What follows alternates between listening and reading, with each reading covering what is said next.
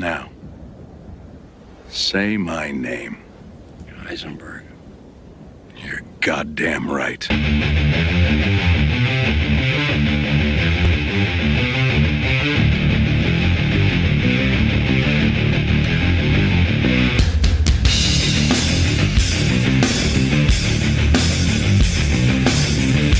Today's episode is going to be action-packed.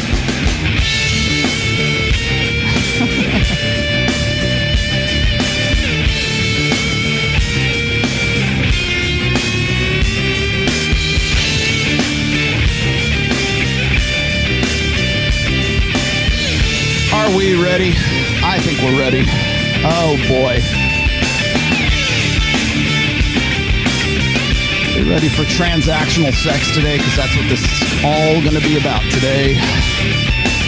Live from my secret bunker in the Nevada high desert.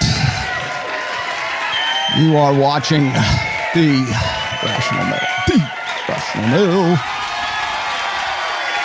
Thank you. Thank you very much. Thank you very much. Okay. Settle down. Oh, man. I was going to start the video with another video like I usually do. I've got a few things on tap. Today's going to be, I have to kind of apologize in advance here because today is going to be very data heavy. I hope you guys have your notebooks out. I hope you have your pencils sharpened, your crayons ready. We're going to be talking once again about the state of intersectional dynamics, right? And just how everybody wants to pile on. But I had the I apologize if it seems like this is getting a little tedious. In some ways it is, but I promise you later on this week I will definitely make it up for you. Tomorrow I will have on this show for just a very special show. I will have Troy Francis on, and we are going to talk about game and the finer points of game. One of the things I want to get into discussion with him about is the differences between like direct game and indirect game, because that's always a hot button issue. But I haven't had Troy on as a guest in a very long time. So look forward to that tomorrow. I'll let you guys know when that's going to be. I would suspect it's going to be right about this time. So it might be about 1 o'clock Pacific, 4 p.m. Eastern, unless I notify you otherwise. So that's on its way in.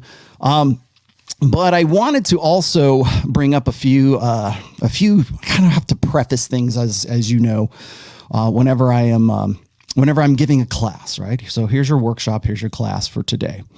Now, first and foremost, I will be getting to your super chats. As if you stay on topic, I'll get to them as they come in. But if they are off topic, you can expect them to be probably in the third hour of this show, because I think this is probably I'm not going to lie to you. Today's going to be probably a long one. So first off, I wanted to, I was made aware of a few videos. One of them was the most recent Steven Crowder one. And of course, Steve is, I like Steven Crowder. I've subbed to Steven Crowder for a long time, Louder with Crowder. If you don't know who Steven Crowder is, he's the guy responsible for that meme where he's sitting at the desk and it says, feminism is a lie, change my mind, right? He's the change my mind guy. So if you ever see that meme on Twitter, that's where that comes from, just so you guys know. But I like the guy. Again, this is a guy that is, I don't want to call him in the mainstream, but would you call this Louder with Crowder mainstream? He's got a full panel of guys. He's a one-man show himself, but he's got a lot of guys that are that come on the show with him that are his producers and stuff. So it's almost like a Howard Stern kind of thing, but I would say like, for the 21st century anyways. And he's an interesting guy, but again, a lot of these guys want to pile on and they want to sort of get their feet wet in red pill topics, or what we would call red pill topics, certainly manosphere topics. And yeah, would you say he's a conservative? I don't think he's, yeah. What's funny is like in any other era, he might not be considered a conservative. I think what's funny is that like what we consider like tradcons right now or conservatives right now tend to be more, I guess for lack of a better term, more edgy than they used to be. It used to be like, it was, if you were a conservative back in the day, back in the 80s or the 90s, you're very much, you know, suit and tie kind of guy. And I remember when Tucker Carlson used to wear a bow tie all the time. That's what I'm talking about. That's the kind of conservatism I am accustomed to. Let's just say it's old school.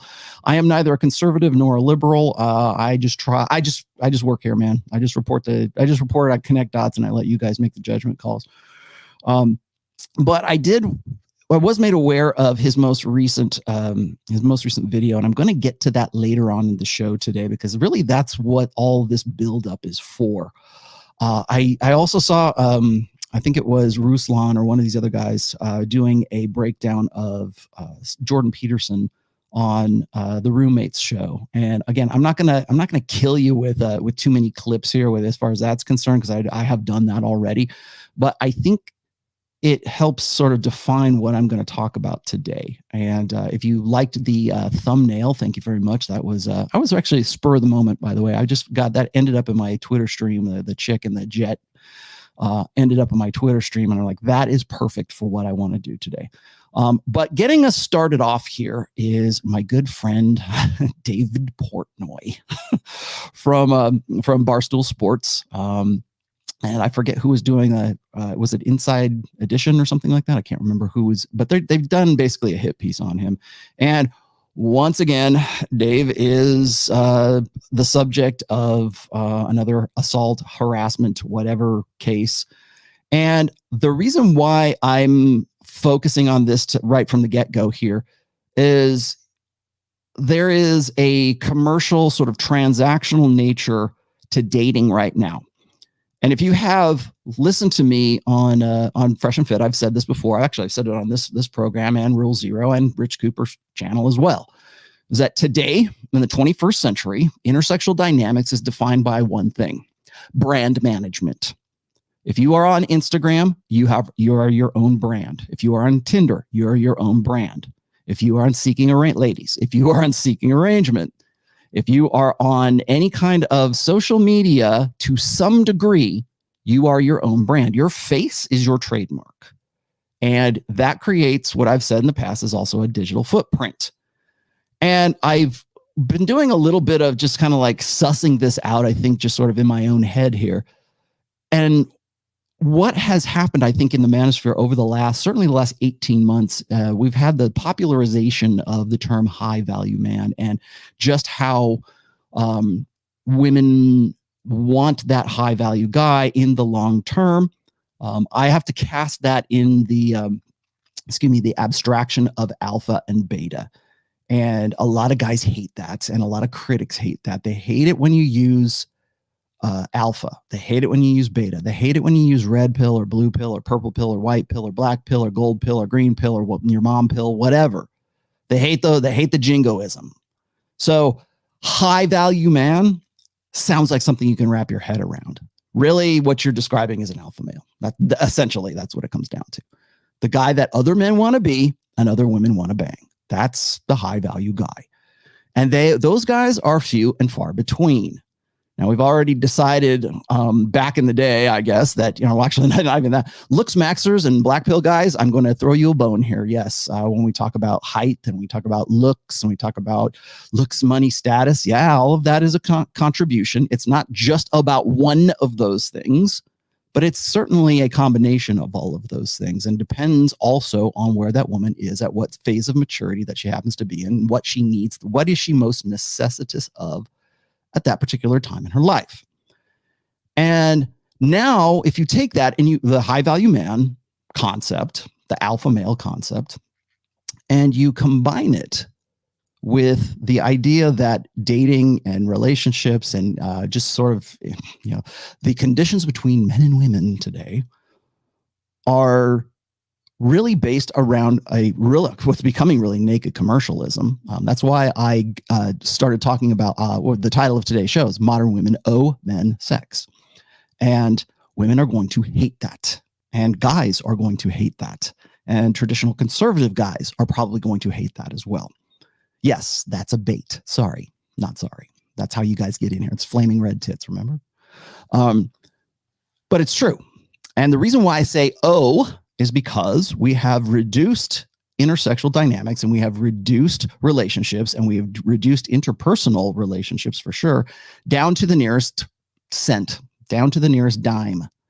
And my good friend Aaron Clary will be the first one to give you the numerical breakdowns. My good friend, the economist, the bean counter, Aaron Clary, will give you the nuts and bolts as far as like the numbers are concerned. He's got his book, The Book of Numbers. Actually, we might even talk about that a little bit today. But really what it comes down to is you are your own brand. What is the goal of your brand, ladies? Well, ultimately, it is optimizing and consolidating on hypergamy. Alpha seed, beta need. And I'm saying it nice because we're not at the 30-yard line. We're not at the 30-minute mark yet. I got football in the brain, sorry. But we have a shining example of this in the person of David Portnoy right now. And I'm going to play a little clip. He put this out. This is from him, so I'm not stepping on anybody's toes by posting this. This is on his Twitter channel. He's the one who put this out there. I don't think there's any copyright infringements or anything like that because it's already public domain. And if you haven't seen it already, I'm just going to show you just a brief clip of the first part because this is where it is pertinent to today's discussion. So we're going to do a little bit of a build up here. Let me put in Portnoy here real quick. Two allegations that are jarring, and if I read them not knowing me, I'd be like, this guy belongs behind bars, basically. The first allegation basically is a girl who came to my house in Nantucket last July, like a year and a half ago, and is saying that we had sex. It was so rough. She was screaming, crying, pain, stop. She recalls, and then like 2 days later, reached out to her friend and said she felt like a sex doll during sex. Based on that description of the story, I would have absolutely zero idea who we're talking about. However, it said July, and there was a passage that said she slept on my couch after we hooked up. That part, the couch part, in knowing when it was, there's only one girl that I could ever recall who slept on the couch and not with me after we had talked for a month and a half online. And I liked her. I thought she was very attractive, pretty, stunning, engaging girl. So that's why she came. But I do remember one girl sleeping on the couch. So I went, looked at her past DMs, and that part, there's a part that says she reached out, hey, pizza man, and I responded, hey, fly bitch. I would have never recognized that. A hey, fly bitch, game. Say that. She was wearing a hey, fly bitch shirt or a fly bitch shirt when she first DM'd me, and that's how I responded. Whatever. So that's how I was able to figure out who the girl was. The couch part of it. I can say this unequivocally. At no point, she came, she flew, we did have pizza, hung out, hooked up. At no point during it, at no point was it not 100% consensual. At no point did she ask me to stop. At no point did either of us think something unseemly happened. There was no weirdness after. It was totally fine, normal interaction, sexual, 100% consensual. My lawyer's like, don't make these blanket statements. I'm telling you now, her version of events is not true on our hookup. Just not true. Neither of us were like, oh, you shouldn't be doing it. It was 100,000,000% consensual. What's going on in her brain? I have no idea. Her actions, outward, all 100% normal. Wasn't alarmed, never thought about it. Now, after we hooked up, we were hanging out more, and it just became one of those situations where we disagreed basically on everything from, is it raining or sunny out? It was just oil and vinegar. Two people who did not get along, did not see the world the same way. And that is why she slept on the couch. I do believe, my recollection is she was still interested in hooking up. And I'm like, this just isn't working. Like, we don't get along. Flew back. Did you catch that? Now, those are the salient points. That's why I queued it up to this particular spot right here. Now, those are the salient points because he flew her out. Okay, let's just she flew out, he flew her out, somebody flew somebody out. She was in another state. She was in another, location, geographic region that required a flight from one place to the next place. And this is where I want to start with this today. Now I have to, I'm going to pull Dave out of here in case you don't know who Dave Portnoy is. Thank you, Torsha, for being my lovely magician's assistant today. By the way, I've got Torsha in there, and I've got Sam Bada, and I believe Sashimi's in as mods today. So pay respect. Anyways, what are you doing, Dave Portnoy, flying girls out? What? Tell me what you're doing. Tell me, please. Now, if you don't know who Dave Portnoy is, he is the founder of Barstool Sports. He's got a lot of, I think I know he's got his own channel. I know he was doing the sports thing. I know he was doing betting for a while too. He's got his, it's hard for me to really describe like what he's the CEO, I guess, of Barstool Sports, but he was also the founder of Call Her Daddy and some other like very successful podcasts that he has sort of like irons in the fire with, I guess. Definitely an entrepreneur, definitely he's definitely a firebrand, right? He's definitely somebody who stirs the pot for definitely a gynocentric social order, let's just say. And they have been gunning for him for a very long time. And they will continue to. Once he gets out of this, once this is long gone, he will also have them gunning for him after that. They're trying to cancel him. Dave Portnoy is worth $100 million as of my looking it up earlier this morning. Okay. He might even be worth like 120, I think is some of the other figures, but the dude's paid. Okay. He makes a lot of money. Lots. And for a guy of his stature and a guy of his high value, what are you doing flying girls out? What are you doing hooking up with chicks online? Why is that something that is, I don't know this for certain, but why are you using services like seeking arrangements? It seems like a good idea, right? I mean, you've got a lot of money. You want to get down to business, right? You just want to hook up. Okay, great. Okay, there's nobody in, where is he, Atlanta, Florida? I don't know where he's at. There's nobody in your within 50 miles of you. There's no women that you interact with that might be available, or there's nobody in your like 50-mile Tinder radius. Why is that so? Why is this a thing? Now, the reason I'm bringing this up is because back in June, with my good friend Sterling Cooper, I was on Fresh and Fit, and we were on the After Hours show, and I had it queued up. Don't think I can get it quite. And no, it's not edited well enough right now, but there was a section in the very beginning of that show, that very long show, where we fielded a question.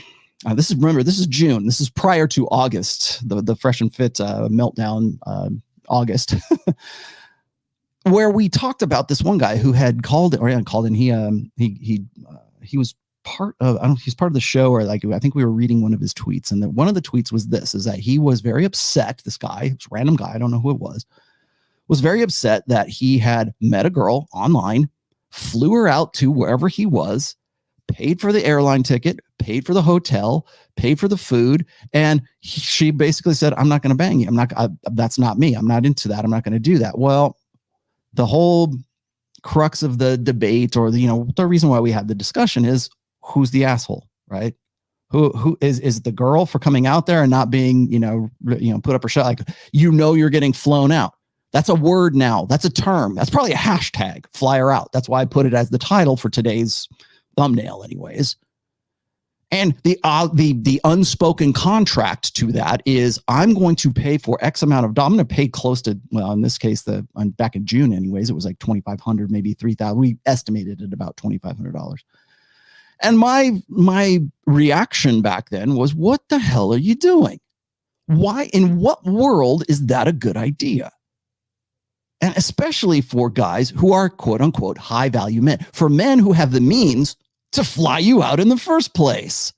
And I'm going to talk a little bit about sugaring and sugar daddies today too, by the way. In fact, our preface here is going to be quite a bit of stuff about the sugar baby, sugar daddies situation. And the reason why I'm talking about that is because by order of degree, most of what has become brand management and dating and interpersonal relationships and intersexual relationships can be boiled down to varying degrees of more or less extreme sugaring at this point. And at least that's the expectation. And what brought me to this sort of conclusion here is not necessarily Dave Portnoy, because I'm still kind of dumbfounded that a guy of his stature, of his certainly fame, of his money for sure, I would say Dave Portnoy would qualify on most guys, by most guys' metric, he would certainly be qualified as a high value man. if for no other reason than he's worth at least $100 million at this point. So why is that a good idea? Now, I've made the case on this show and other shows that, money does not cure beta. Money does not cure blue pill conditioning. Red pill awareness is the only thing that really counteracts that. And so when you are a guy who has more or less lived your entire life sort of hustling and going at it all the time, chasing excellence all the time, and you're not understanding, and part of that chasing excellence is not understanding women's nature or not understanding the nature of the sexual marketplace that you are in right now. Yeah, things like that sound like a good idea. Soft sex work, right? Because that's what we're supposed to call it now, seems like a good idea. It seems like seems logistically sound to fly a girl out. And yes, I'm going to say it. I already hit him on this, but that's exactly the same thing that Myron Gaines was doing back in August. Okay. I'm not saying it's right, but I'm just saying that's what got him into trouble? Flying a girl out. What's getting Dave Portnoy into trouble? Flying a girl out. What was getting that guy back in the random dude that we were talking about back in June into trouble? Or why was he so, cornholio over this girl that he flew out? Because he flew the girl. because he's in a transactional sexual marketplace where that seems like the best option. It seems like the shortest distance between point A and point B.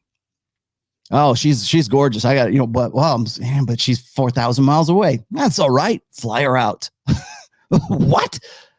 Because the money you would spend on that for what is at least ostensibly, a soft form of sex work is something that you really have to, you got to wrap your head around.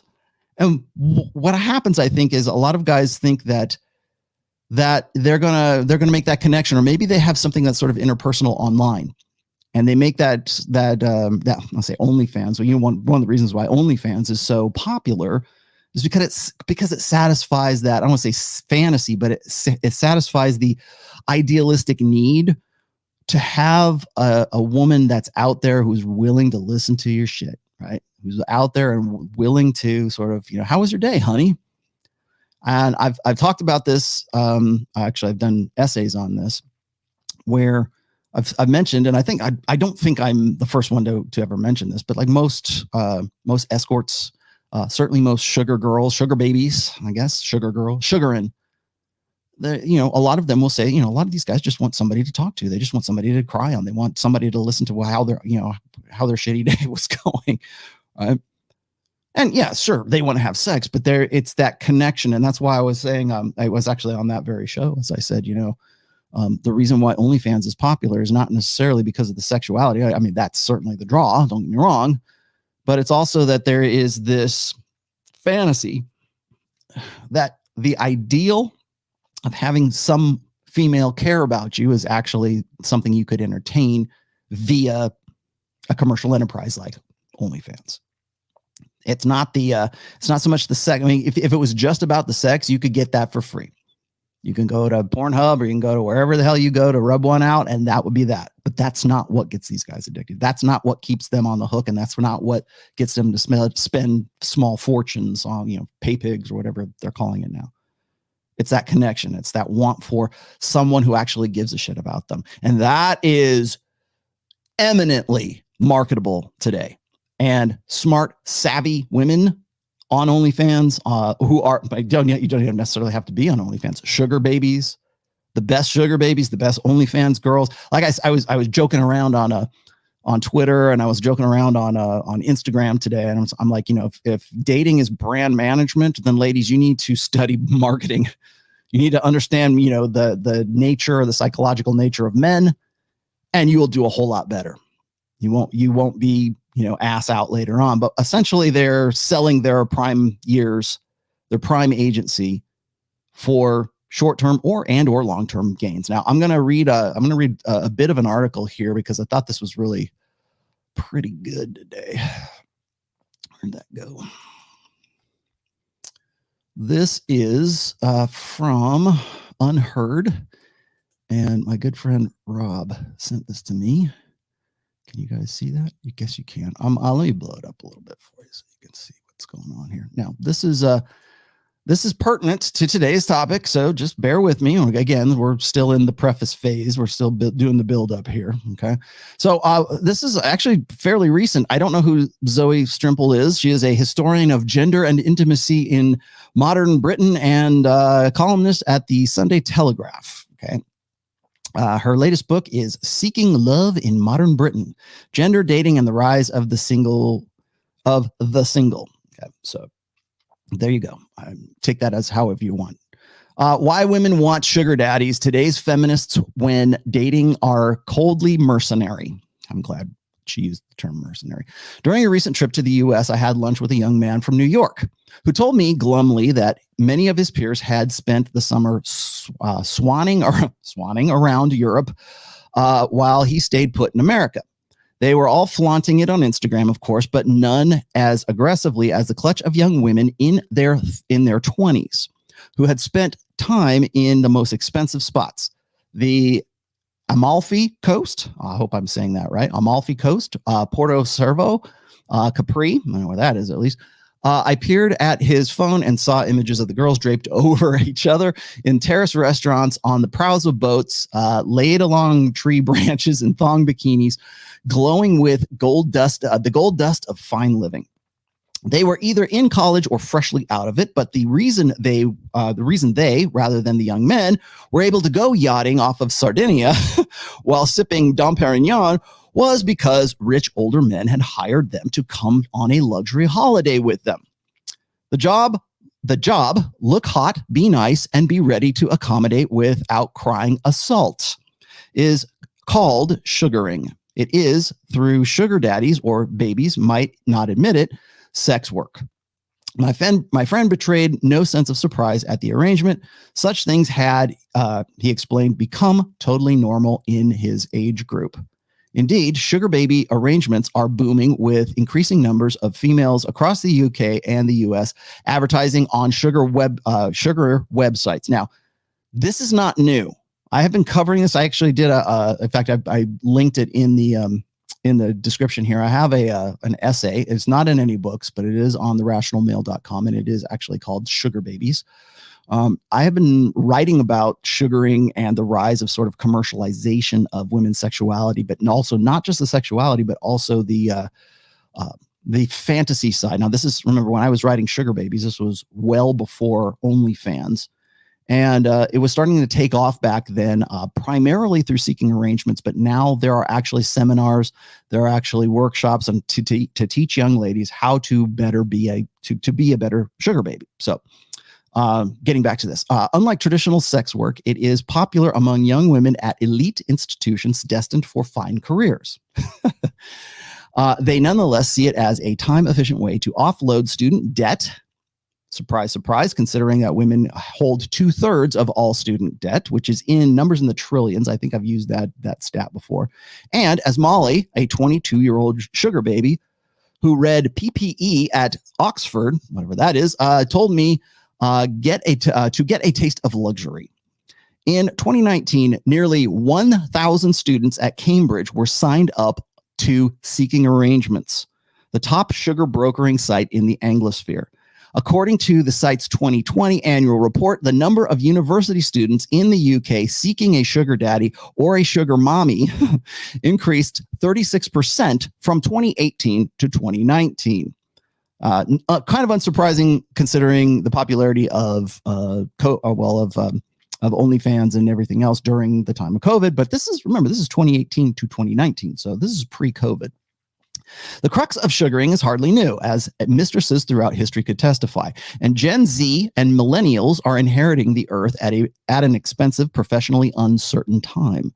Nonetheless, despite the familiarity of the trope and the clarity of the need, the rise of elite sugaring amongst young, extremely upwardly mobile women points to two profound and rather shocking shifts.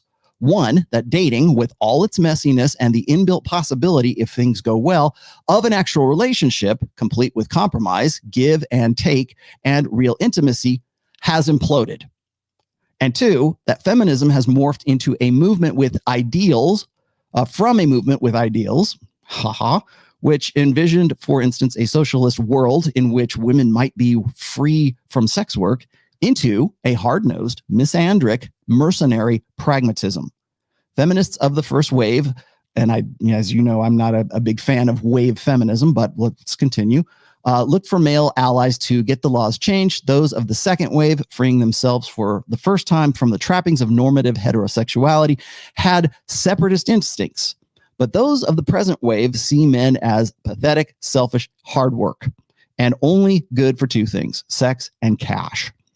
All of the sugar babies I know consider themselves feminists, said Molly, but it's hardly misandry, but it's more misandry than feminism. It's men are scum. Both parties sort of despise each other. Aria, a 25-year-old, a Cornell graduate, currently in law school in DC, has been on seeking arrangements for 5 years. So since she was 20.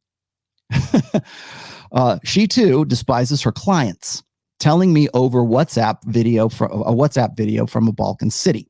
Men are nothing. They're just fucking idiots. The hardest thing about being a sugar baby is pretending to give a shit what these older men have to say. Here we go. Older men are so archaic and out of it. For these women, sex is the okay bit, the easy bit. Aria can have sex with someone without having any feelings towards them. I don't even have to like them to have sex with them. Being a sex worker, that's nothing. I can always pretend. Sex is easy. The sentiment, almost down to the word, is echoed among other sugar babies. The callous terrain created by 10 years of dating apps and misapplied sex positivity seems to have rendered physical intimacy a shiny token whose value lies in shifting the needle of power up or down, while the relationship of sex to things like romance or affection has been cauterized. That's a mouthful. Increasingly, relationships are seen as exchange mechanisms. Highlight that. Put that in your notebooks, children. Last week, influential sex podcaster Dan Savage reassured a well-spoken sugar baby who had called his advice show to express worries about her new real boyfriend, in parentheses, about her arrangement. I think all relationships are transactional. We all pay for it. We don't always pay for it with money. We pay for it with time, affection, diligence, intimacy, care. If we don't pay in, they end. Those relationships end.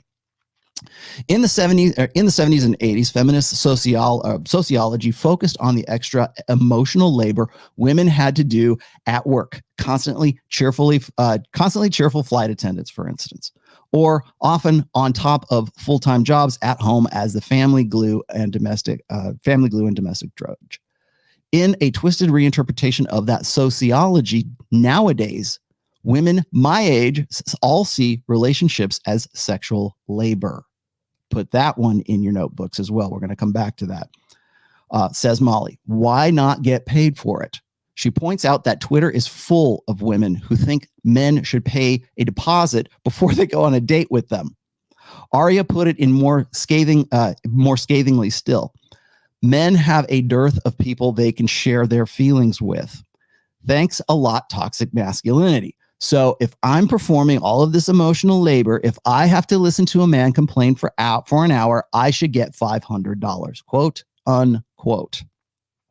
Sex work has been transformed, or rather wishfully squeezed, into the same category as any form of work. At the same time, all relationships have been reduced to a form of sex work. To complete the bitter triangulation, these developments are seen as compatible with empowered young womanhood. Leia, 24, another brainy American sugar baby who messaged me on Instagram from Portofino, speaks the language of ambition. We want that financial security while we go after our goals. Everybody sells their body. Construction workers sell their bodies. What's the difference? It is perhaps no coincidence that sugaring has flourished since the Me Too movement. Beneath you wouldn't think it would be this way, but it is. Beneath the reasoning of many sugar babies, testimonies lie a terrible disappointment with how men are, and one might infer a desire to be treated tenderly by them. Molly sugared because she was broke, But at the back of your mind, you think, well, you're going to get treated badly anyways. The discourse of Me Too pitches heterosexual sex as barbed power play in which young men or young women must aggressively have or be had. Intimacy no longer comes naturally. Boundaries have had to be erected and policed, the state of sexual consent constantly monitored. Against this backdrop, sugar relationships offer something more tranquil and easy to control. Something in photographer Elisa Nicole Downing's words, I don't know who that is, much easier to navigate and manage because I'm not emotionally attached. I feel whole and like my needs are being met. But Me Too also had a profound effect on the professional landscape by effectively ending male-female mentoring.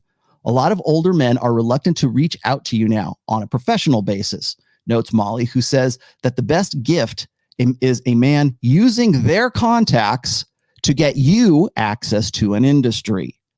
By establishing the sexual utility of the young woman and professional value of the older man at the outset, the sugaring relationship circumvents the nasty power play pinpointed by Me Too. Now, I'm not gonna dig into the rest of that, but that's I have linked this video, excuse me, that article in the description if you want to read it in its entirety. Now, why am I reading this? Why am I digging through this? Well, there's a lot to unpack in that. The first one, I think the first one we need to sort of come back to is the nature of transactional sex or transactional nature of what's becoming, I guess, the standardization or the normalization of intersexual dynamics between men and women right now. So yes, that's why I titled this video, Modern Women Owe Men Sex. Do I think that literally? No.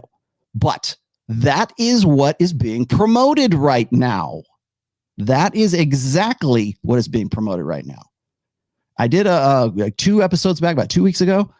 It was 3 weeks ago. I did a breakdown of, and I can't remember the guy's name off the top of my head, but he was talking about, like, I don't even have to use him as an example. There's other guys, even louder with Crowder, saying the same thing, is that women can't find guys who are high value men. Women can't find Dave Portnoy. Women can't find the guy that is the elite men, but they can if they sell their bodies. They can if they sell their relationship capacity. They can if they sell at least the illusion of being concerned, of actually wanting to be with that guy. And we're going to dig into why that is today. I've got a big old notebook full of notes here today to start with here. First and foremost, it's brand management. That's number one. That's why seeking arrangements is a thing right now. It helps. It facilitates that brand. It facilitates this commercialism. Now, I know what you're going to say. That's just some women. That's just chicks in college right now. Well, we have to remember who constitutes college graduates, who is enrolling in college right now. That is one of the first things you will hear tradcons right now talk about when they talk about, the state of men, and men are do they need to man up and they need to get responsible, and it's always the responsibility grift, right? Well, how do they reinforce that? They say, well, women are out there and they can't find the right guy, but it doesn't matter because anything that they're giving to that guy is disingenuous by definition. By the very fact that they're saying, well, we can't find a guy who is a high value guy. We can't find a guy who's economically attractive. We've been hearing that since 2018. We can't find a guy who's educated. Men need to get back. They need to re-enroll in college, and we need to, kick guys in the ass so that they become better. We got to save the West, right? So we've got to kick them in the ass so that they'll go to college, because clearly a degree is where you get the money from, right? But guys are opting out of that. And it's not go MGTOW. It's just simple pragmatism. They don't want, why? What's the point? You don't have to be MGTOW or black pill or nihilistic or a doomer to not want to get into that machine, especially when that machine is in your face every single day online. When we see video after video, when we see post after post, when we see data set after data set, it's not that guys are not, they don't want to, I don't want to be responsible. It's not that. It's not that they're shirking it. It just doesn't make sense. It's 2 + 2 = 5. And they don't understand why they should even bother with that. And they're opting out. And I think that's kind of sad, but it is what it is as a result of us having a better understanding of at least the very transactional nature of women's mating strategy. Why is sugaring a thing? Well, women have been sold on this idea that they need to be empowered, to be a strong, independent woman, registered trademark, to be that person, to be the alpha female. You've got to have a degree. That's why, and I can go dig the Uber facts out for you if you'd like, but that's why 2/3 of student debt, college debt, is held by women, and that is in the trillions. We'll go dig that up here in a second, but it's in the trillions. You want to know why Biden, wanting to, hit one of his campaign promises was forgiving student debt? Yeah, I got my vote. Oh, ding! She's every woman in the United States who has student debt will vote for that.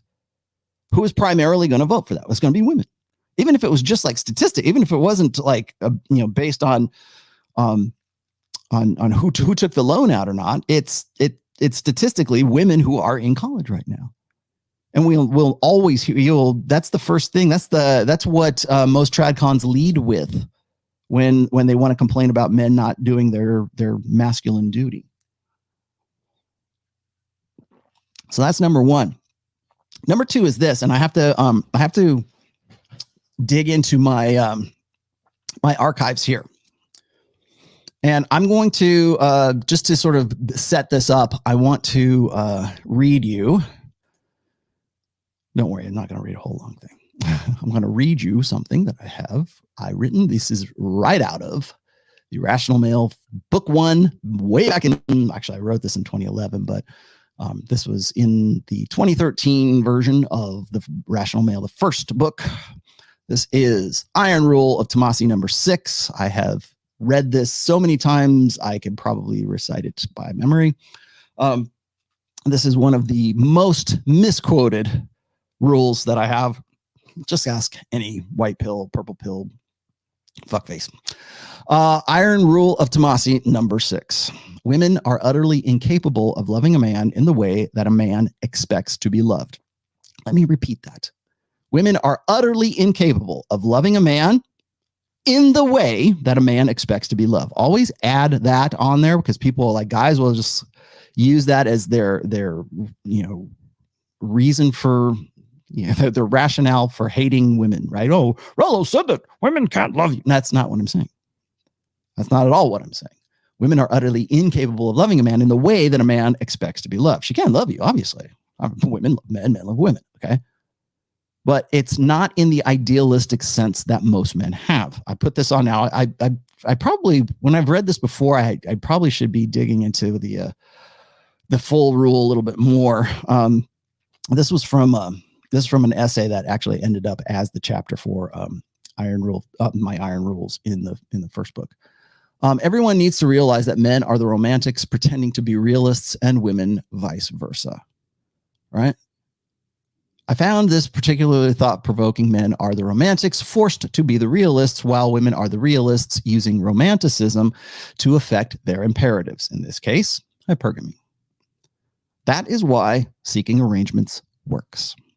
This is a heaping mouthful of cruel reality to swallow, and dovetails nicely into the 6th Iron Rule of TOMASSI, which I already read to you. In its simplicity, this speaks volumes about the condition of men.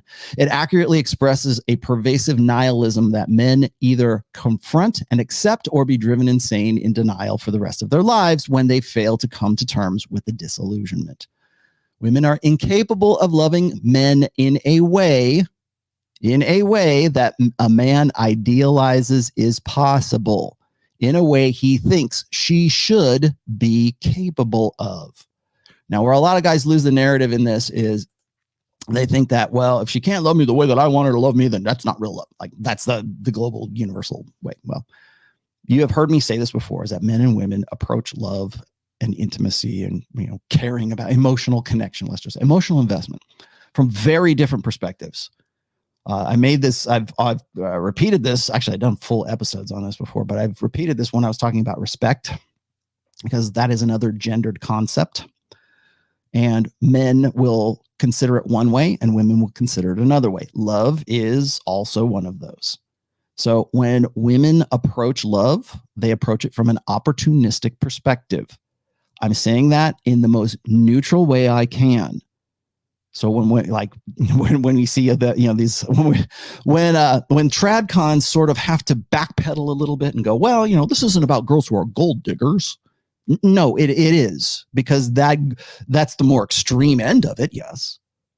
But it's still based on opportunism. That is the concept of women wanting to invest themselves in a man, in an emotional relationship, in a love relationship with a guy. He has to check off some of those boxes. He has to be paid. He's got to be good looking. He's got to love his mom. He's got to like puppy dogs. He's got to be funny. He's got to be educated. He's got to be 6 feet tall. He's got to be, and on and on and on. There's a laundry list of prerequisites that women have.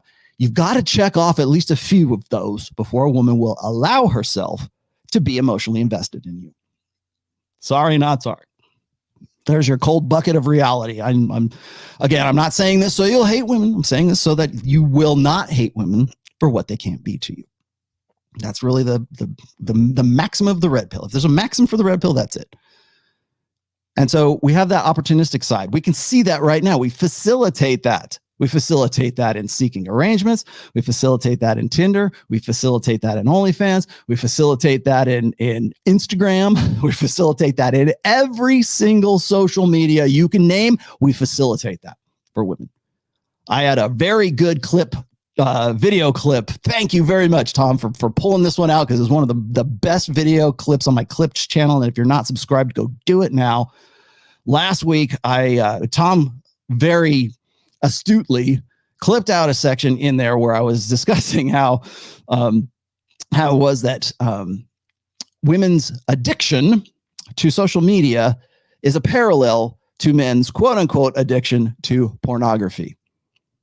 It is almost identical. If men want, as a sexual strategy, if men want unlimited access to unlimited sexuality, what provides that for them? Free 4K streaming online, anytime, on your phone, on your tablet, on your desktop, wherever.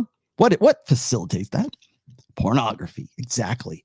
Now, if attention is for reaffirming affirmation, attention is the coin of the realm in girl world, and women would love to have unlimited access to unlimited attention. What facilitates that? Yeah, that's right. Social media.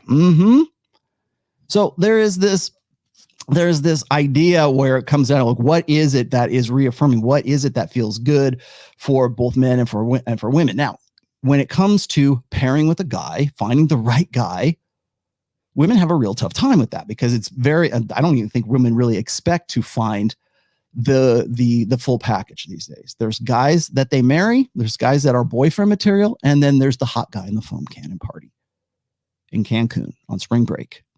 I was drunk, he was cute, and one thing led to another. That guy, the same night lay guy, is not the guy that she wants to.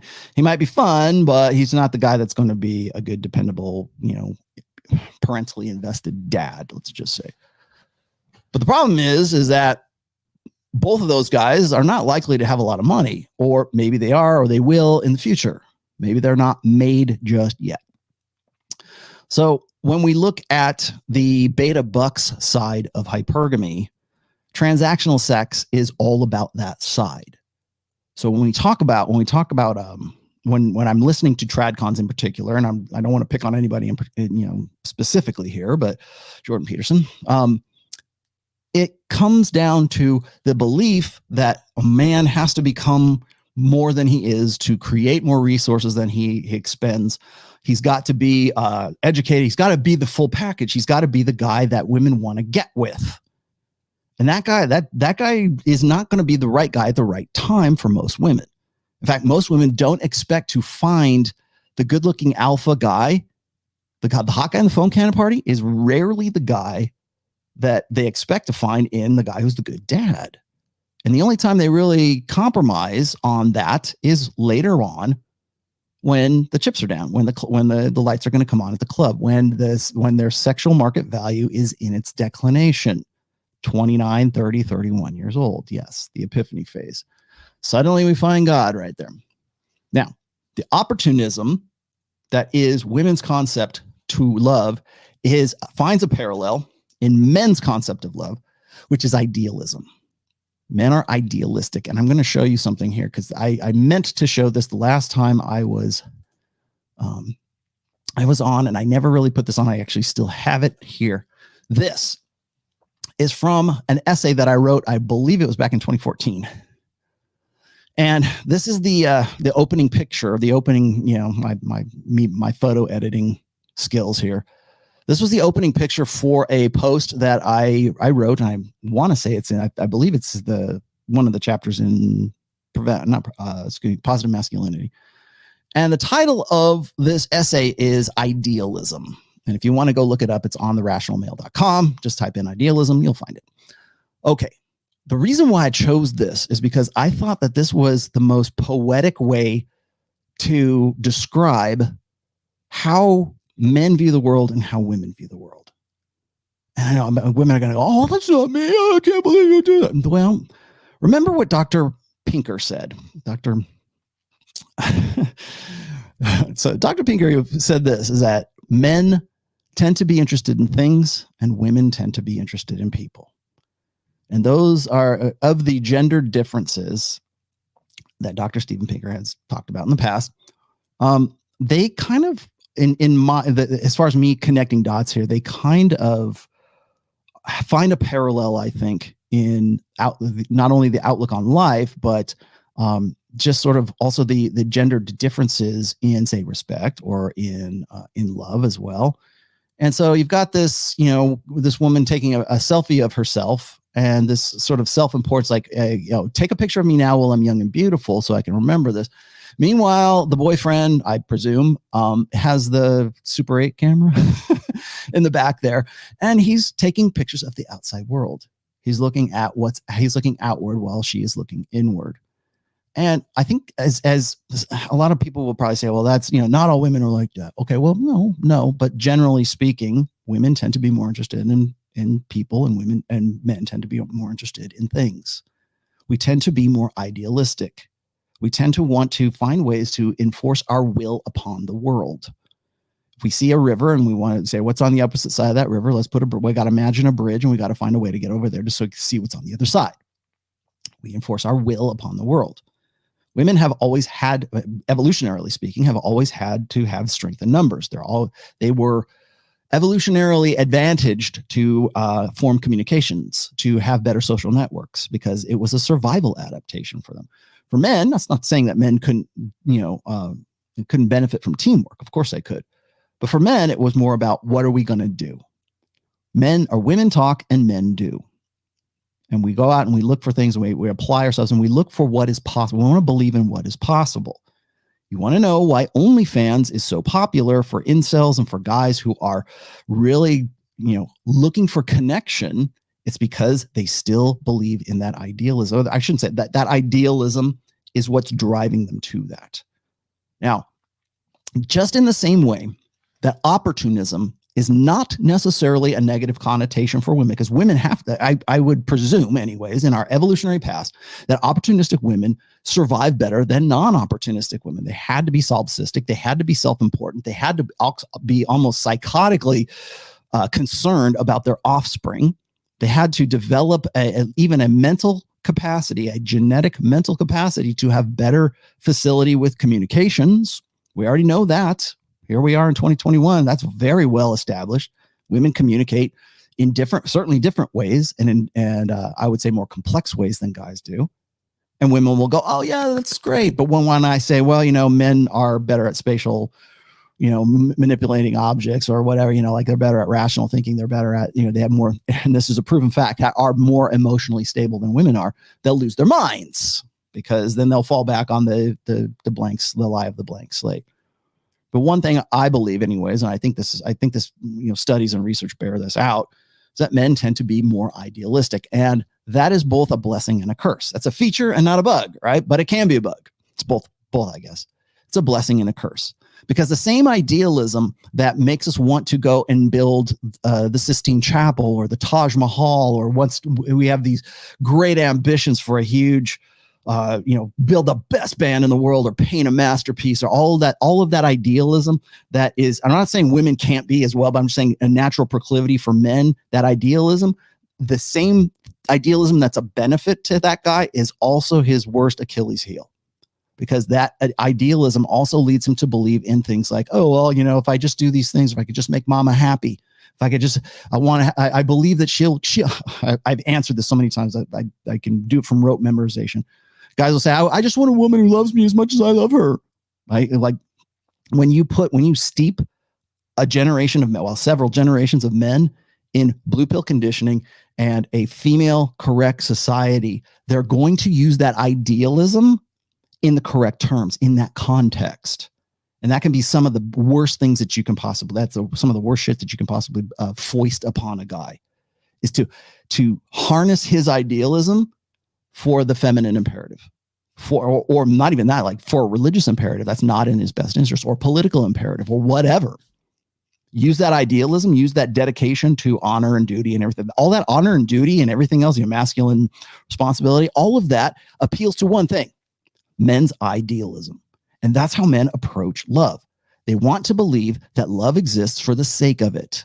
An idealized love for a guy is not unconditional love. I don't think every guy I've ever talked to will tell me, swear up and down, I don't believe in unconditional love. There's no such thing as unconditional love. I mean, unless it's like godly love, right? That can make appeals to religion. Got it. Okay.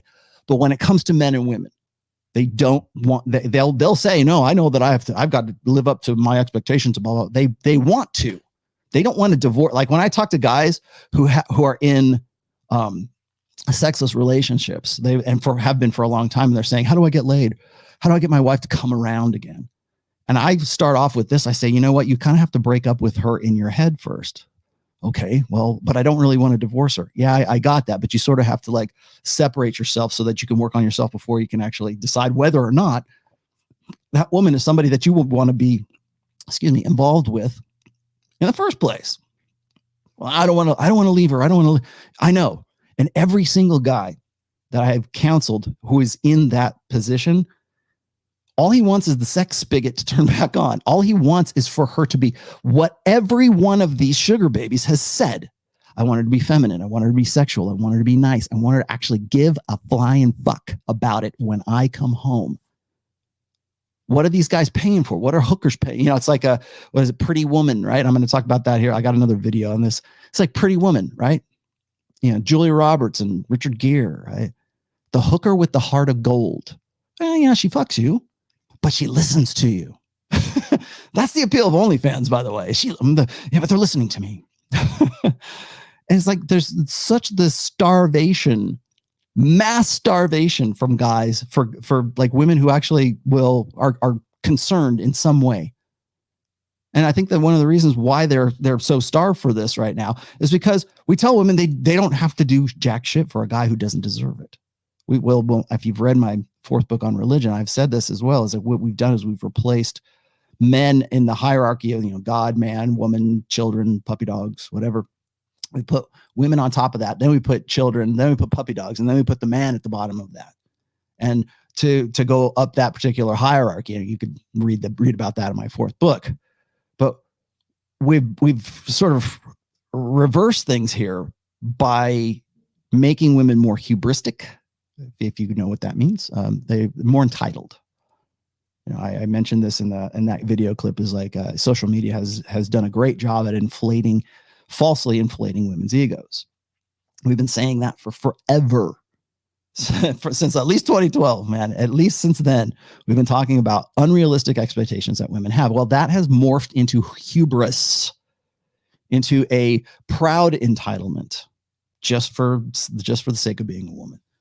And so what happens is then once these women get to be about 29, 30, 31, maybe even older than that, and then they go on Kevin Samuels and they're told that they're average at best, that is a real shocker. That's why that accountability works for them. So I want to actually, but we're going to do a little exercise here. Well, hold on, where is it? Hello there, children. How's it going? We're going to do a little exercise here. Let's before I move on, I do see your super chats here. Philip with her says the sisterhood is strong. Use your instinct, rationality, not emotion, and wait for all of for it all to play out. Bros before hoes. We'll talk about that. So that's actually a whole episode I need to do, is that bros before hoes, the bro code. My mate Max says, Rollo, I started your first book last week at the height of 5'11". I finished it today feeling 11'5". Good. Iron Roll of Tomassi, number 10, Devil Mountain Coffee. Thank you very much. I'm sponsored today by Devil Mountain Coffee. I'm thinking about doing an Instagram reel of my pre-show, like this for this show. I'm thinking about doing a pre-show video, like what I do before thanks PP. What I do before I actually come on the show, before I walk into the studio here. And one of them is brew Devil Mountain Coffee. PP, there it is. Always a pleasure, PP. Thank you for your $100 contribution. Thank you for your tuition, my friend. Okay. Wait, let's keep going. Wet beaver looking for something. Rollo, how would you explain game? Glad you asked. I will probably be talking about that with Troy Francis tomorrow. So, I want to explain it to my friends who don't speak English, but it's a challenging concept to translate because we don't have a word for it. Wet beaver. Wet beaver. I'll tell you what, I will take that. I will keep your super chat here. In fact, I will take it and put it on my desktop. And I will ask that tomorrow when I'm talking to Troy Francis. And then Bruno Pato says, I'm 40 years old and I had almost 50 women. I got in love and turned myself into boyfriend with some of them as Mr. Nice Guy. Am I beta? I don't know. Are you? You tell me, man. What do you think? I don't feel beta. I don't know. Are you? You tell me, man. You tell me evolutionarily, why is attention so important to women? Because it is a currency. That's why I call it the coin of the realm, by the way. That's how women, that if there's a hierarchy, we talk about dominance hierarchies and competence hierarchies amongst men. There are attention holding hierarchies, let's just say, amongst women.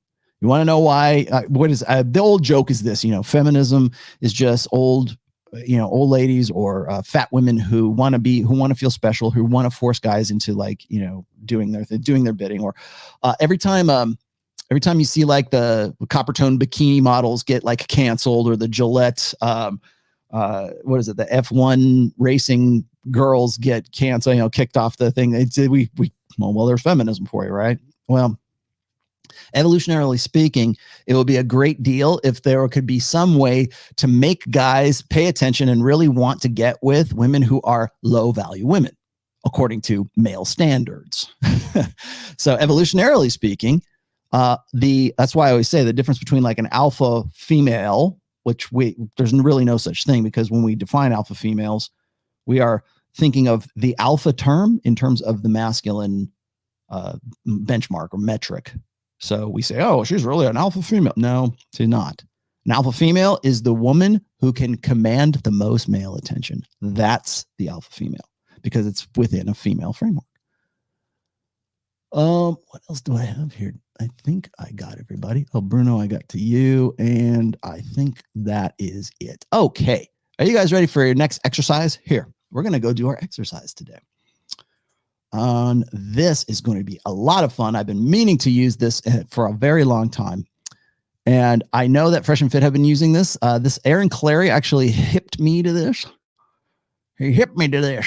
All right. This is the Delusion calculator, the female Delusion calculator. Okay. I mentioned this, I think it was last week, actually. Now, if you want to use this, you can just look at it. It's just igotstandardsbro.com. That's all you got to do. That's where you will find this. So here's the deal. let's just okay. So I don't mean to run Dave Portnoy up the flagpole here, but I mean I could use actually we probably should do this. Maybe we want to put Myron in there as well because Myron has been guilty of flying girls out too. But let's look at a few things here. Now I happen to know that Dave Portnoy is 44 years old. So we're going to do the age range. What are the chances to find the man of my dreams? Live search using surveys conducted by the U.S. Census Bureau and NCHS, a healthcare system. Okay.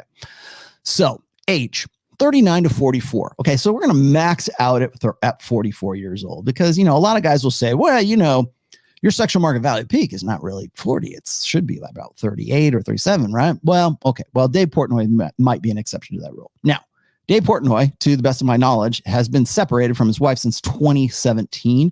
I don't know that they are officially divorced, but obviously he's flying girls out. So I'm going to select exclude married here. Got that. So you can click on this box. There it is. Age 39 to 44. If you want to go higher, you can actually move these sliders around, but let's just do 44 right there. And you should probably do a range of at least 5 years. So that's what I did. Race. He is very much white. Okay.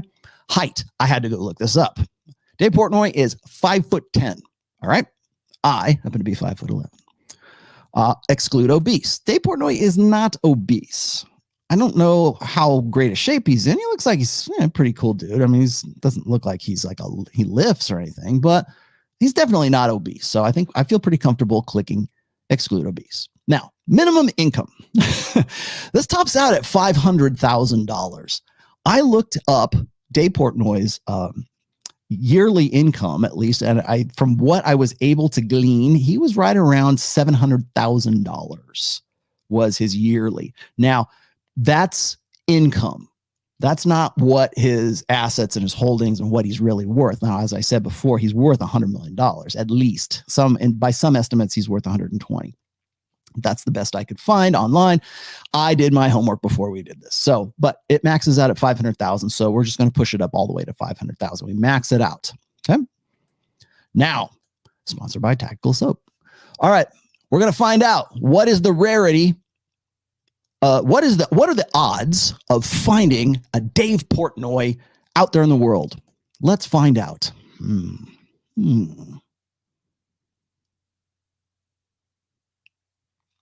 Collating.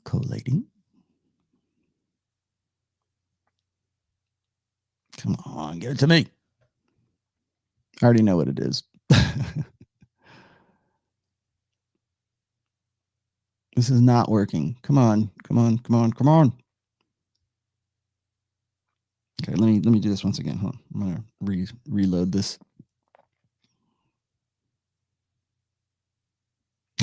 It's not computing because it doesn't know. Let me back up again here and I'll see if I can go. Oh no, I can't. Hold on one second. Let me do this again. I'm going to refresh this stream here. We good? Okay, here we go. All right. So let's start over again. Okay, so 44. Push it all the way over here. I picked it up before. It was trying to pick it up again. So okay, exclude married.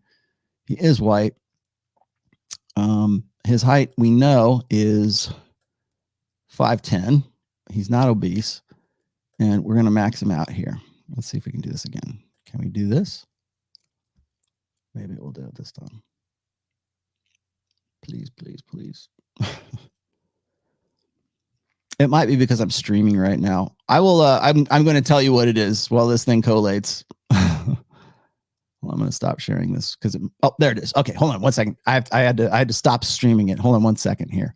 I will put it back up. These are the results. My bad. It took a moment.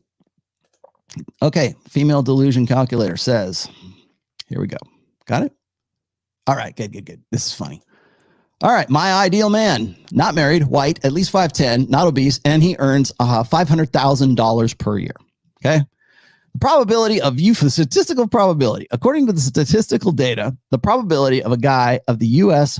male population, ages 39 to 44, which certainly Portnoy is in, 0.014. Not even a fraction of 1%, barely a fraction of 1%. That is 0.24% of all white men in that age range. Okay. This is the probability, like all of these was supposed to give you sort of a graphic representation. There's not one of these is a different color. Delusion score. I love how they do this. This is 5 of 5 cat litter bags.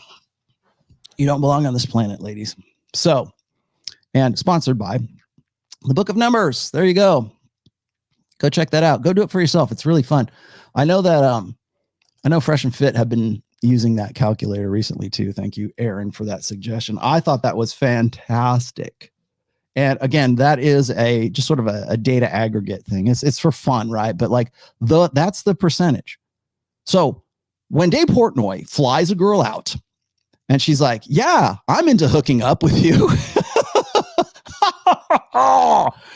Dude, what the hell are you doing?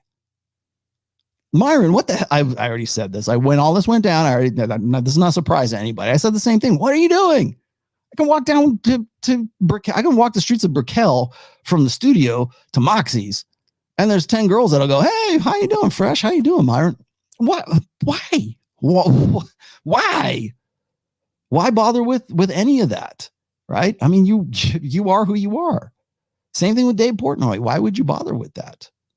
I think that's another thing that's very, very important, because when you are a guy, when you're a younger guy, I mean, call Dave Portnoy certainly younger than I am, but you're a younger guy and you're worth $100 million. Like Robert Kiyosaki, he doesn't fly commercial, man. People know who he is. He's got his own jet. He doesn't fly commercial. Yeah, because people will mob him.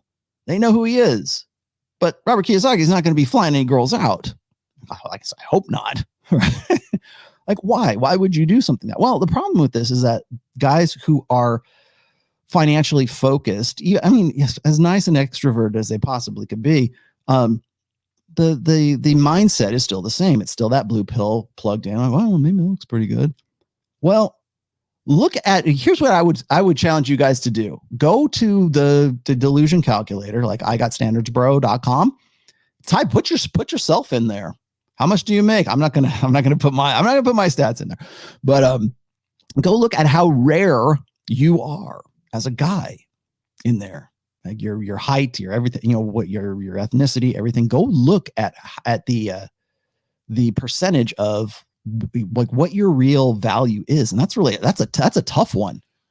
But like when you look at that and you look at it in those terms, at least from Census Bureau data, anyways, when you look at it in those terms, according to what women's standards would be, what their entitlements necessarily would be, the high value men are exceptionally rare. Hot women are not exceptionally rare, certainly not by those standards. At least what we want to call high value men. Dave Portnoy, probably a high value guy. So it should come as no shock to you that things like seeking arrangements and I'll throw this video up here too, since I'm looking at it right now. This is, where did it go? Not that one. This one is good. Here, we'll use this one. Hi, sugar babies. Welcome to our Los Angeles Let's Talk Sugar pop-up. I'm Alexis. This is Brooke. We are here today to answer all of your questions about seekingarrangement.com. How many of you guys have a seeking arrangement profile? Good. Yes. Ooh. I have some notebooks in your bags. If you guys want to take them out, I want you to think of the top 2 questions you have for us and write them down on your handy dandy notebooks. And then I will come around and collect those questions. Just pull the little page so out. You can just rip them out. So a lot of the questions are about money, of course. When you're asking for money, it's going to be based on your need. Daddies don't want to just buy you a Prada. You need to have a spreadsheet with your expenses so that you can share that with a sugar daddy. You can say, where can you help me? Then he should know that he needs to take the bait and give you what you want, because potentially you might have to pick up a second job because you can't afford to hang out with him anymore. Exactly, and you just won't have the time to spend with him. Is a sugar daddy gonna think I'm like totally crazy if we give him an actual spreadsheet? On the first date? Yes. But once Do you not get do that on the first date. Yeah, no, Okay. once you get to know someone, I don't think it's strange at all. I think it's really smart to start an email thread with your sugar daddy. A lot of older men of this variety use email all day. They might not be using texting all day, but they'll use email. Think about your own dad. If you ask your own dad for something, and you're like- Biological father. Yes, your biological father, and you're just like, Dad, I want money, and he's like, okay. But if you're like, Dad, I need a new tire for my car, he's probably gonna give you the money for the tire for your car. Been there. Probably, yeah. Dad always comes through. Okay, so the literal dad comparison is kind of creepy. But maybe good life advice? So that's you're handsome, you're smart, I love when you call me. They want to hear you affirming them in that way. Also, if he's wearing a watch, you can look at his watch and But you need compliment to his ask watch. him, be like, I really love your timepiece. Call it a timepiece? Call it a timepiece because we just like it. What do I wear on a first date? You are only going to display one body part. So if you decide you're gonna show off the legs that day, I don't wanna see all this out. You want to give him something, reveal something to him, but not like the whole shebang. Don't have all your milk out. Don't have all your milk out. Milk? No. If you don't want to be sexual, do you have to? No. Hello? I would say no. So you want to have a sexual connection with someone if you want to get intimate with them. If you don't feel that way, then don't do it. Please hear these words, like from me. Please hear these words. I was wondering, if you're never willing to have sex, then what would be in it for the guy? Like, why would he do it? There are a lot of people who have successful platonic arrangements. I don't so much like them. I think they're like a bit of opportunists personally. I think a real relationship, you shouldn't be opposed to having sex. I mean, it's online dating, so there are guys who want to have sex, believe it or not. Oh my Like, it's God, just I'm a dating shocked. site like any other. Okay, so you don't have to have sex, but you should, probably, definitely should. Got it. All right. That was from VICELAND, by the way. Thank you very much. Fair use, fair use, fair use. All right. All right. So that's okay. Again, a lot of the women that are in there are probably not going to be as successful as some of the other young women that I'm about to show you here in a moment. All right. So that's exhibit A. Let's just say I've got a few other exhibits here as well. Now, the reason why I'm let me pull that out. The reason why I am showing you some of these is because this is actually from a series that I believe it was Vice did this not too long ago. Some are more recent than the others. For the most part, sugar babies are much younger. They're between the ages of 20 and about 30, somewhere in that 10-year span right there. Now, the women that are in this, remember, they're taking this class because they want to become sugar babies. All those women in there are certainly not going to be. The reason they're taking the class is because it doesn't come natural for them. Don't know what to do. They need somebody to help them out. So there's that sugaring side of things. Now, I talked about this back in August when we were discussing whether it was okay to pay for poom poom. And if you're calling it poom poom, you have a bigger problem than actually sugar babies. So let's just leave that there. But paying for box, paying sex work, like why is suddenly sex work called sex work rather than prostitution, which is what it really is. I mean, let's be honest, by order of degree, that's what this is. In fact, what's the broad that's in here was saying, you know, oh, you don't want to be too, I think that's very opportunistic. The whole thing is opportunistic. What are you talking about? So, yeah, I'm sorry, Jack. I know Jack Napier's in the chat. I'm looking at you. You're actually very funny today, my friend. The sugar daddy must be desperate to fall for such a fake act. You would think so, right, Vinny? You would think so. If you taste a genuine desire, you would never fall for this kind of thing. Thank you for pointing that out, Vinny, because that's exactly what the red pill has been around for a long time, so that you will understand the difference between a transactional nature of sex versus a validational sex. One thing that I pointed out on Fresh and Fit back in June when I was talking about the guy flying the girl out, my first question was, why are you doing that? For $2,500, you could probably fly yourself. I don't know where you're at, but you could probably fly yourself to Reno, Nevada, get off the plane, go out to the Mustang Ranch, and you could have a very good time. And for sure, 100% guaranteed a good time. In fact, you could probably have 2 or 3 good times as a result of that one trip. But yet $2,500 to fly out a girl sounds like a good idea. Even to a guy with $100 million like Dave Portnoy. Even to guys who are high profile, maybe e-celebrities at the very least, it sounds like a good idea. Why? Well, because they're looking for something that's they're looking for idealism. It's the idealism that drives it. It's not the sexual desire. You can rub one out on Pornhub, right? If it was just about sex, if it was just about that experience, if it was just about that, the visceral act, nobody, yeah, I would agree with you. Who doesn't see this? Well, a lot of guys, enough guys. I don't have the stats for the user base. I was hoping Rugby would be able to give me the stats for that. The user base for seeking arrangements. I have the user base. I have the user database, by the way, for Tinder. I have it for Bumble and Hinge as well. Thank you, Rugby, for doing at least part of my homework today. And once again, when you hear women who get really pissed off and they say, men are never owed sex, right? You take them out to dinner, or they take you out to dinner, like foodie calls, right? Women all admit to like going out on dates so that they can, get a lobster thermidor or whatever it is, going out and, foodie calls, right? Instead of that. But women get very upset and very appalled that some incel would think that they owe him sex. Yet we live in an intersexual condition, context, environment, social order that encourages the idea that is exactly what they should expect. I've mentioned this before when I was talking about chore play, and chore play keeps coming up. It's like the same vomit that keeps coming back that we keep eating back over and over again, right? Back in 2008, I think, is when I first came into contact with the term chore play. Chore play is, of course, the idea that, women make passes at guys who wash glasses, right?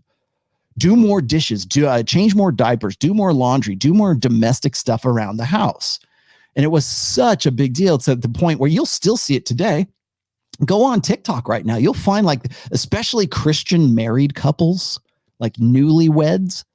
There's the guy who's like, here's how I flirt with my wife. And he's there and he's washing the dish and he's there, hey, and I'm changing the baby and, I'm going to do laundry for you, huh? And of course the young wife is there going, is he doing it right? And we're supposed to go, the laugh track goes, ha, ha, ha, ha, ha. It's like I Love Lucy for chore play. But statistically speaking, that doesn't work. In fact, if anything, it makes matters worse, because it's not the reason why your wife doesn't want to bang you is not because you're not doing domestic chores around the house. It's because she simply doesn't have any genuine desire for you. That's the part that they don't want to talk about.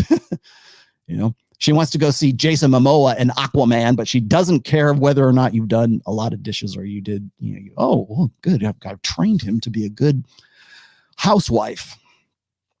And why not, right? Because we put a price tag on domestic chores, which I have right here for you to observe. Where to go? There it is. Now, this is from the old, I have to throw this out there. I'm not going to read the whole thing, but this is from Forbes. Forbes, by the way. I'm very fond of the intersexual articles, let's just say, by Forbes and Morgan Stanley. Now, this is from a while back, so I can't really, maybe the data set's a little out right now, but this was the idea. This is how far back it goes, okay? May 30th, 2012, right? Putting a price tag on unpaid housework.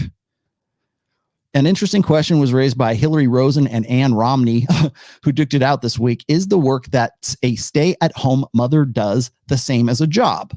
We don't pay women wages when they care for their own children or clean up their own houses, so our economy doesn't recognize the work that the way it does paid jobs. Yet the work women do in the home has a huge impact on our economy.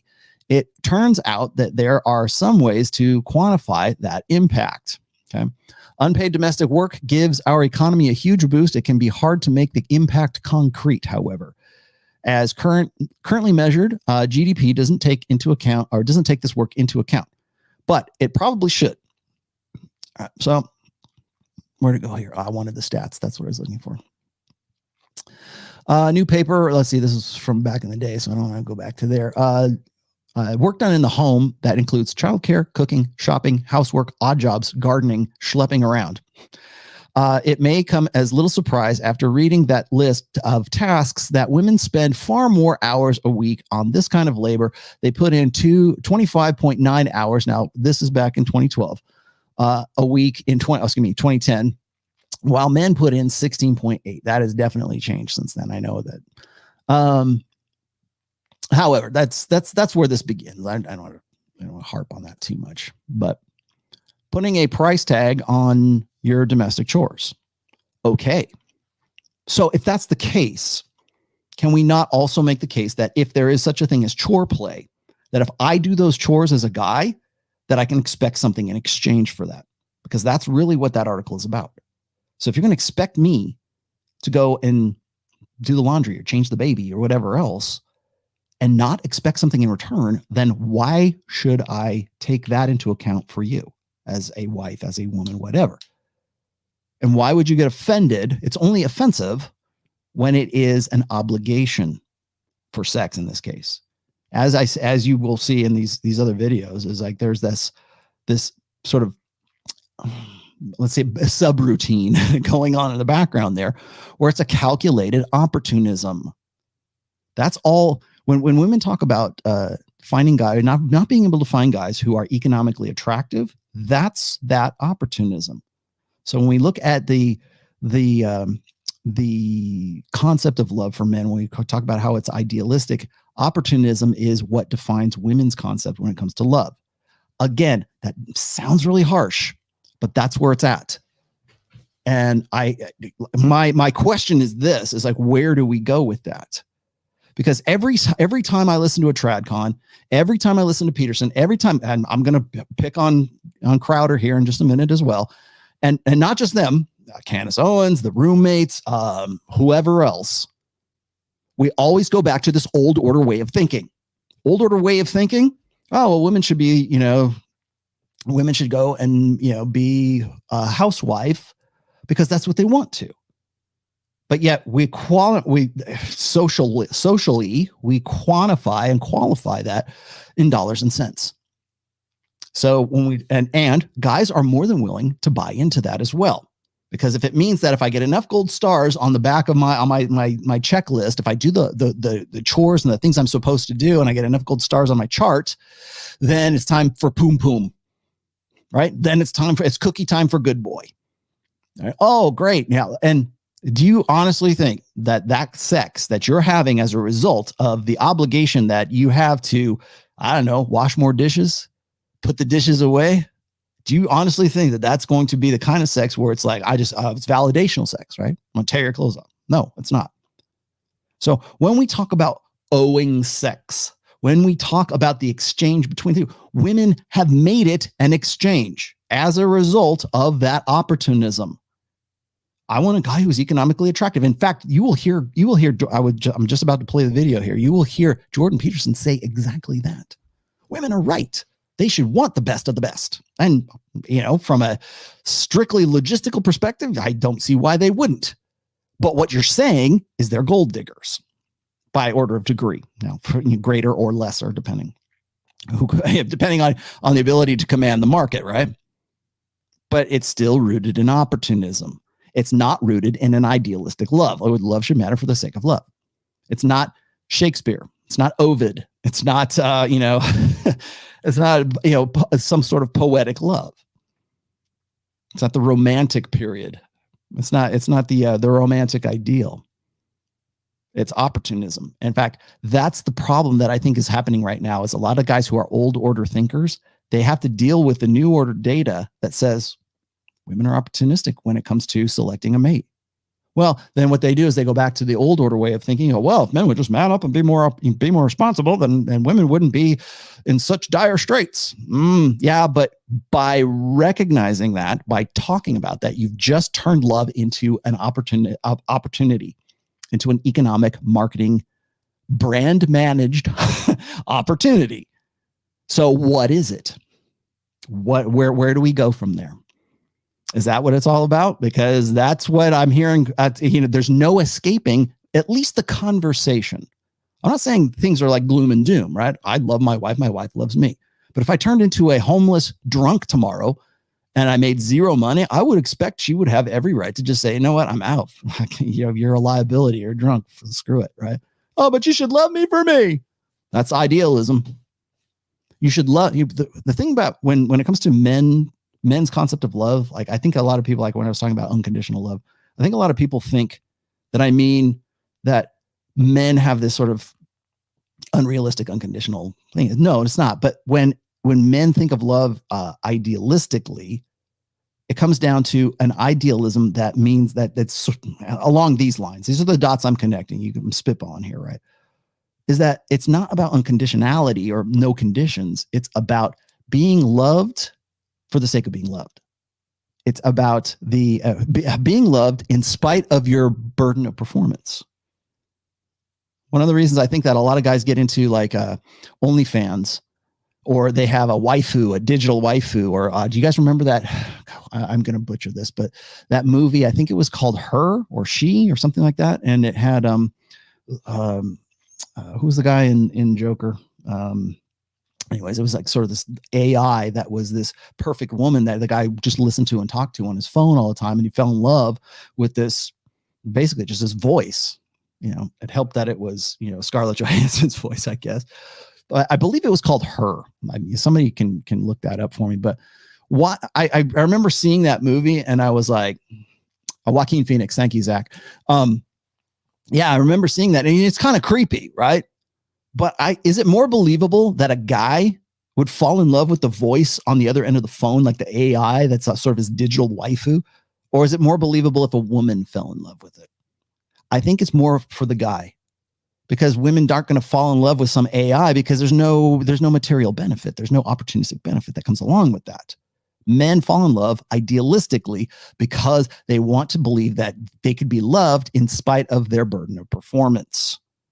And that's why I think when guys get into this transactional nature of sex, when guys like, I'm going to fly her out, or I'm going to go and I'm going to go buy box, right? I've said this in the past, is that I think that guys can definitely, you know, if that's what you want to do, if all you can do is transactional sex, at least have the presence of mind to understand that that's what it is, that it's an act. It's not genuine desire. You're paying for a performance. You're paying for the woman to perform in a way that is believable. And that believability has to be, I'm going to sit there and I'll listen to this guy. In fact, that's exactly what I read in that article just a minute ago, is women want extra money for having to sit there for an hour to listen to you cry and moan. I got to throw this one on there. This was too good not to put it. Now that we're on this topic here, where did it go? No, that's not it. Hold on. No, that's not it either. No. There it is. Okay. I'm going to have to cue this up, so forgive me. Hello, and welcome to my channel, or welcome back to my channel. Okay, this is a chick who has a channel that is dedicated to sugaring. And I thought it was interesting because she had some testimonials in here that I thought were pretty ridiculous. I thought were pretty good. Where'd it go? I'll back her up here. Hang on. I am interested in anything and everything, and I hope you enjoy this video. Okay, here we go. Sugar baby is someone who enjoys the finer things in life, like expensive gifts and luxurious travels by her sugar daddy. Wanting to choose somebody solely for loving them is absolutely ridiculous. But yesterday I asked for $1,000 and $1,000 is what I got. They want to live in this idea that you are 100% interested in them for who they are, not what they can give you. So you must give them that. Nobody is born and brought into the world thinking, when I'm older, I want to be married to the homeless man down the road. I'm tired of dating broke guys, and that's the straightforward truth. I've dated men who are very high caliber, who have made something of themselves. I can either ask for $1,000 or $3,000, and it's handed over without any hesitation. I have also dated men who have absolutely no money in their bank account and who are underachievers. They're giving me money to enrich my life, and they want to see me succeed in life. So if you are dependent on your parents, for example, living in your mother's basement, then this website, seeking.com, is not for you, and you are not wealthy enough to be a sugar daddy.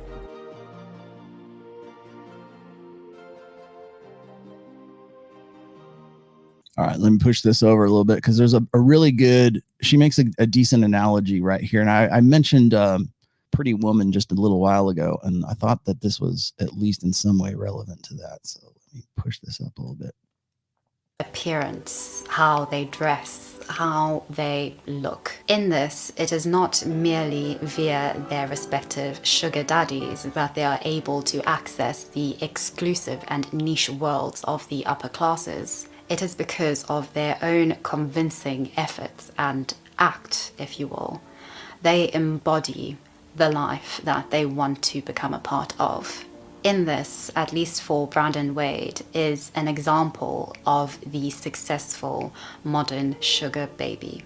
In Pretty Woman specifically, there is the example, or the distinction more so, of what sugar babies see between a prostitute or sex worker and the sugar baby. Vivian Ward is at first a prostitute, a sex worker. She then evolves into a sugar baby. She has one consistent client. She depends on him quite exclusively in a setting which revolves around an allowance of sorts. Brandon Wade's interpretation of modern love is very much something that I see trending among professional sugar babies, especially the notion that love isn't real insofar as love is not equated to money. Love is a transaction, a financial transaction, and in this, women now have more power, at least according to this narrative. Women have the power to firstly decide who they want to sugar themselves to. They can decide and have influence over their allowance more so, and they can use not only their access to the sugar daddy, but also to his influence and to what he may gift her or give her in money in order to advance themselves and to pursue things beyond and separated from the sugar daddy himself. All right, that's what I wanted to show you guys there. So let's push me back up. Gosh, I'm really laggy today. I apologize. I have no idea why. Let's pull that out. So that right there is, I thought anyways. And now I think a lot of people think of like sugaring when it comes to like sugar babies or whatever. They think of like sort of like college girls. And that's why I wanted to throw out the fat old broads in the beginning there, right? In the class, right? It's like a, what is it? It's like a hot seat, or it's a, what is it? A focus group, I guess, like to teach older women how to sugar, right? How to do all this stuff. And I don't know the chick's name here because that's kind of an older documentary, but like the idea that sugar babies have to be just sort of these blonde-haired, blue-eyed little girls, like the one in the thumbnail today, where'd it go? Like this one, not all of them look like that. I mean, it would be nice if they all did. I'm sure the higher end ones probably do, but it'd be nice if they all did, but they don't, and they don't have to. And it doesn't necessarily, again, it's sort of I think a lot of people think it's like, well, you got to be really super rich to be a sugar daddy, or you got, you got to be a high value man, or at least perceptually be a high value guy. But that's the nature of the beast right here. Like I throw this up here. This was actually part of the sugar daddies, the sugar babies essay that I wrote. I can use a sugar daddy paying for the rent. And this was another one. Was it 44%? 44% of sugar babies in the United States are college students. That means that 66% are not. The average sugar baby receives $3,000 a month from sugar daddies. Still think it's about idealistic love. Still think that's where we're at. Still think that's is that what you're being responsible for? Is that why you should get into school? Is that why you guys should have pay for a degree, take out those student loans? the data's there. I happen to do, maybe I do my homework a little bit better than most guys, but the data is there. Remember, again, outward and inward. All right. So there's that. I got another data stack here for you guys. Sorry, I told you today was going to be data heavy. So we're going to go with this here. This is so this is an updated list, by the way. Every once in a while, this guy, I forget the guy who does this, but this is the for every 100 women list. Okay. So for every 100 women who earn a degree, an associate's degree, 61% of men, there's 61% of boys or men. There are 61% of boys or men. 25 to 29 who have a master's degree, another 61. For every 100, now again, they're basing this on 100, so this is percentage wise, who are college bound, seniors with an A or an A plus grade point average, 65. Enrolled in the U.S. graduate schools, 68 for every 100. And this is the 2021 or 2020 results here. I'm going to probably come back to this for the International Men's Day episode, but the fact of the matter is, and we keep hearing this again over and over and over from these conservative, tradcon shows bemoaning the state of men. We have a masculinity crisis. Look at all the guys who aren't measuring up. They're not taking their responsibility. Well, when you look at the stats, when you look at those numbers, it's not just the guys. There's something else going on here. And the only answer they have, the only thing that sounds truthy, is it must be the guys aren't taking their responsibilities. They must be shirking their responsibilities. The fact that they even have responsibilities is actually part of that whole equation, right? This is another really great one. Here's some cognitive dissonance for you. This was from High Value Queens. Don't have sex with him before commitment. Men need to feel like having sex with you is fucking hard and that only him can have you. Okay. High Value Queens, right? Learn how to magnetize men. Magnetize men. Oh, I'm being drawn. Oh, High Value Queens. Save this. Okay. And this is like literally. Okay. So one of these was, I think that was her. Yeah. This is on Instagram. Here's another one. High Value Queens. Again, get a fuck buddy. If you miss sex, but don't have sex before commitment with men you want to commit to, or you want to commit to. Men really need to feel like having sex with you is something they need to work for, and they want a girl who is loyal. I know that for us women, having sex fast has nothing to do with being loyal, but for them, it is. Is that not some cognitive dissonance? I don't know what is. Remember what I said about cognitive dissonance. Women have no trouble with cognitive dissonance if either of those opposing viewpoints that causes that dissonance have something to do with optimizing hypergamy. So there's a hot guy in the phone cannon party and it's the same night lay and hypergamy can't afford to wait, but then they'll make the guy wait who seems like he's boyfriend material and they'll laugh about it. And the dissonance that makes them uncomfortable fades away when it's all a humorous little bit, when it's some stand-up comedian says something about it. There you have it right there. But the reason why I threw this up there, by the way, is because it's this line right here. Men need to feel like they have having sex with you is something they need to work for. Sounds like obligation.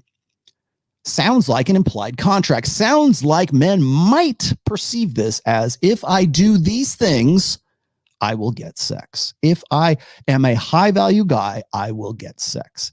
If I take her to dinner, there is an implied contract that I will be owed sex. If I do these chores and I wash dishes and change the baby and do the laundry, the possibility of sex goes up with the woman that I'm married to for the rest of my life. Does that not sound like something like commercial enterprise? Does that not sound like some sort of transaction, at least an implied, I don't say a contract, but certainly an implied transaction? Do X and you will receive this. What about women want to commercialize, housework? Why not? Why not that? Well, guys, if that's the case, let me go on here. This was actually something I got a hold of today. I have the data set for this as well. This is David Schmidt. David Schmidt's a evolutionary psychologist. When women had no trait or financial info other than photos, they showed mate choice copying. I'll explain that in a minute. But when women obtained personality trait or financial situation information, no matter negative or positive, of a potential mate, mate choice copying disappeared. What is mate choice copying? Mate choice copying is that when women are looking to not peers, or they're looking for pre-selection. Opportunism, women's opportunism, when it comes to hypergamy, supersedes pre-selection. So if all the girls are into the Beatles, and you don't know anything about them, the moment you find out that whether they have money or they don't have money, now you're pre-qualifying. Now we can look at what supersedes what. So pre-selection is a primary element. I'm not shitting on it. I'm not saying it's not important. It is very important for guys, and it's a very important game element. But when it comes to opportunism, when it comes to supersede, like what trumps that? Well, clearly, your being economically attractive trumps that. Let's move on to the next one here. Wealthier men. This is Rob Henderson. Wealthier men had weaker preferences for a partner with a steady income, whereas wealthier women had stronger preferences for a partner with a steady income. Wealthier women, but not men, had stronger preferences for a partner who makes a lot of money. Next, again, Rolf. While high income is linked to greater success in long-term mating and reproduction in men, it is unrelated or negatively related to success in long-term mating and reproduction in women. All of these are very important because when we get to the next step here, I really feel, we're not really, I guess I'm done prefacing right now, but I'm establishing something here. This is an establishment here. God, I hate to put this one up there, but I'm going to put it up anyways. Really, what Rolf is saying here is that it's almost a handicap for women to be considered an alpha female. It's a handicap to have a lot of money. It does not these are research from Science Direct. I could read this to you, but I'm not. I'll link it here so you guys can go dig it up yourself. But it negatively related to success in long-term mating for women. So. Yes, there is a difference. Men are not necessarily looking for a female, for a partner who makes a shit ton of money. It's nice to have, but it's not the primary requisite. What is? Beauty, fertility, sexiness, femininity, genuine care, genuine appreciation, genuine whatever, the stuff that guys are seeking and paying top dollar for on OnlyFans, on Seeking Arrangements, on whatever else. You're paying for that interaction. And even if it's just a performance, over and over and over again, every one of these videos that I pulled about sugar babies, that's the primary element of it. In fact, that was the first thing they asked, in the old broads seminar there. First thing they asked, do you actually have to have sex with these guys? No, you don't. You just have to sit there and listen to their bullshit for a while and then charge them $500 or tell them that you got a flat tire and you need to fix the flat tire. That's what they're looking for. Let's see. I think that's about all right. I'm going to throw this on there. I wasn't going to put this on, but now I'm going to do it. Okay. So here's the height calculator. Thank you, Rob Henderson, for this one. Actually, let me move this one over. Tall men were perceived as more socially attractive, better adjusted, more masculine, and as having greater professional status. This is what I want to focus on in this episode. Okay. Looks maxers, go to the back of the bus. More masculine and have a greater professional status when compared with short men, but not with men of average height. This is where all that shit falls apart. Okay. Shortness is more of a liability than tallness is an asset. And that's very important to make that distinction there. Okay. Because a lot of guys say, well, I'm not 6 foot tall. Well, how tall are you? Well, I'm 5'9". Well, congratulations. You're average. But being short is more of a liability as more than tallness is actually an asset. How do we know that? Well, we can go to the height calculator here. A man who is 5'6" tall needs to earn an additional $175,000 per year to be as desirable as a man who is about 6 feet tall. Now, we are putting this into dollars and cents. Why are we doing that? Because we're saying, okay, well, if I can't have a tall guy, he's got to have money to compensate for that height disadvantage. A 6 foot tall man, a 6'2" tall man can earn $30,000 less than a 6-foot man and will be viewed as equally desirable. I love this. This is a data set from the University of Chicago. This is, I'll show you the whole thing here. I actually got the whole thing right. So this is the crosshair. What's interesting to me is like you go to all the way down to 5, and then you can look at the additional income needed by the woman. So it's at a minus 43 per 1,000. So depending on what the height is, this and how they got the data set for this. Let's see what it is. The table shows that an additional income that a man or woman needs to be successful as a 5'11.5" tall man or a 5'5.5" tall woman. The median height in our online dating population. The basis, the baseline income. Oh, okay, here we go. Are $62,500 for men and $42,500 for women. For example, consider a man who is 5'2", 5'2" inches tall.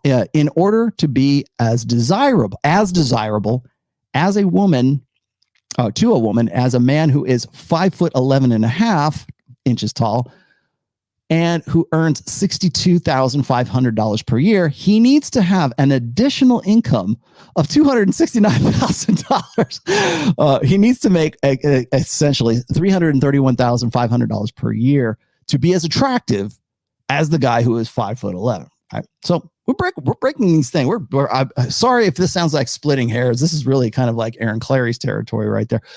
But again, because of what? Say it with me, class. Opportunism. To be emotionally invested in that guy, he has to meet certain criteria. Well, I'm not as tall as that guy. Okay, how much do you make? Do you make an extra, $175,000? Okay, then you're okay. Then you're in the running. I've said that I've got 2 articles about looks, and I've done lots of episodes about looks. I have done not even just on this show, but on other shows. And I have several essays. There are 2 of which are, I think, my seminal essays are in the first book, are in The Rational Male, book 1. I've said this before. It's always been my opinion that looks, money, status, or I usually call it looks, money, or looks, affluence, and game. Now, when I talk about looks, affluence, and game, in the affluence part, I usually put that, I kind of mix status with money. And then there's game, which is social skills and social dynamics and understanding like how to interact and be personable and everything else. That goes a long way. But what happens is most guys tend to focus on only one thing. It's all about the looks. Get in the gym, just do nothing. You need I'm doomed. I don't have a strong jawline, right? Or else it's stay in your game, focus on you, get the bag, and it's all money. And if that's all you're about, you're probably going to end up in the Dave Portnoy category. And then you've got the guys who are just all game. Now, as odd as this is going to sound, just having game is not enough. Just having looks is not enough. Just having money is not enough. You need to have at least 2 of those going for you, preferably 3. But as I've said before, if you have a deficit in one, it means that the other has to make up for it in some way. So again, here we have it, black and white. I called this out as far back as 2011, but here we are in 2021, and we have a data set that shows that if you are shorter, having money to compensate for the one, like remember, looks, money, muscles was looks, money, and game. If you have a deficit in one, you can use the strengths of one to compensate for the other. In this case, we're talking about money compensating for looks. In this case, the height issue. So if a guy, and I'm not saying that some little 5 foot, some midget, 4'12" or 4'11" midget is going to be as hot as Jason Momoa at, I don't know, what is he, 6'4"? That's not okay. You could better make a shit ton of money. You better be like the Penguin in Batman. You better have a lot of money, right? But there has to be some sort of, if you have a deficit in one, you can compensate, or you should at least consider compensating for it in another. That's simply how it works, because that's how women's interest in women's, as I said before, will not allow themselves to become emotionally invested in a guy that doesn't check off into some degree, to some set level of satisfaction, that what Royce has called the 436 bullet point checklist. So I wanted to point that out. I had to point out. So here's what I've gone over so far. Okay. It's transactional side of the hypergamous equation is all about beta bucks. Okay. So it's all about protection, provisioning, and parental investment. Those three things tend to be dependent. Well, the respect, maybe not protection so much, but I guess you could also consider they tend to be associated with a man's resources and his ability to generate those resources, to have more resources than he can consume himself, have excess resources, and then be generous with those. So when you go on and seeking arrangements or you're a high value guy, as we said, we looked in the calculator here just a little while ago. Yeah. All right. Youth and fertility trading. So we've talked about trading your peak sexual market value years for long-term security. That's exactly what these women have done, especially sugar babies. And women are sugaring to varying degrees right now. Just because a woman is not on seeking arrangements does not make her any less opportunistic than any other chick. Okay. So let's look at this. I wanted to point this out. Let's look down the line here. When it comes to transact with sex work, right? We don't even call it prostitution anymore. We have sex work, we have escorting, we have sugaring, we have outright prostitution, we have OnlyFans, we have Tinder, we have all of these many ways that feed into women's need for attention, but also with the promise of long-term security. Remember, the reason I wanted to point out the pretty woman thing in that video is that that's the classic archetype. It's the hooker with the heart of gold. She's a skank and a slut and everything else, but she meets the rich guy, right? It's really Beauty and the Beast is what it is. Now, I mean, more sexualized than that was in the 80s, but it's still that same kind of rags to riches story that we want to see this poor, destitute hooker who falls in love with the rich guy, and it's just because of her feminine wiles, and she's the only one that can tame him, and she's the repeat client, and it's not really about the sex, it's about the connection. Well, that's satisfying for women, and it's also satisfying for men. When we look at the 50 Shades of Grey, 50 Shades of Grey is not about sex. It is about dominance. It is like 50 Shades of Grey doesn't work unless Christian Grey is Bruce Wayne, unless he's like a multimillionaire with a secret identity. Same thing with these other, like, what is it? Sex Life, I guess. Any variation of that is really just Pretty Woman if you think about it. And that's the classic story archetype. So bear that in mind, because that's something that is generally speaking, that's the basis of a lot of romance template literature. Okay. And I talked about brand management today, so I'm going down my list of things here. So opportunism and idealism, I already talked about that, the difference between those two. And then finally, one of the things that we have to cover that I have not touched on yet is the digital footprint. Every woman that is on these sites, every woman that's on seeking arrangements, every woman that, remember, what was it, Ashley Madison?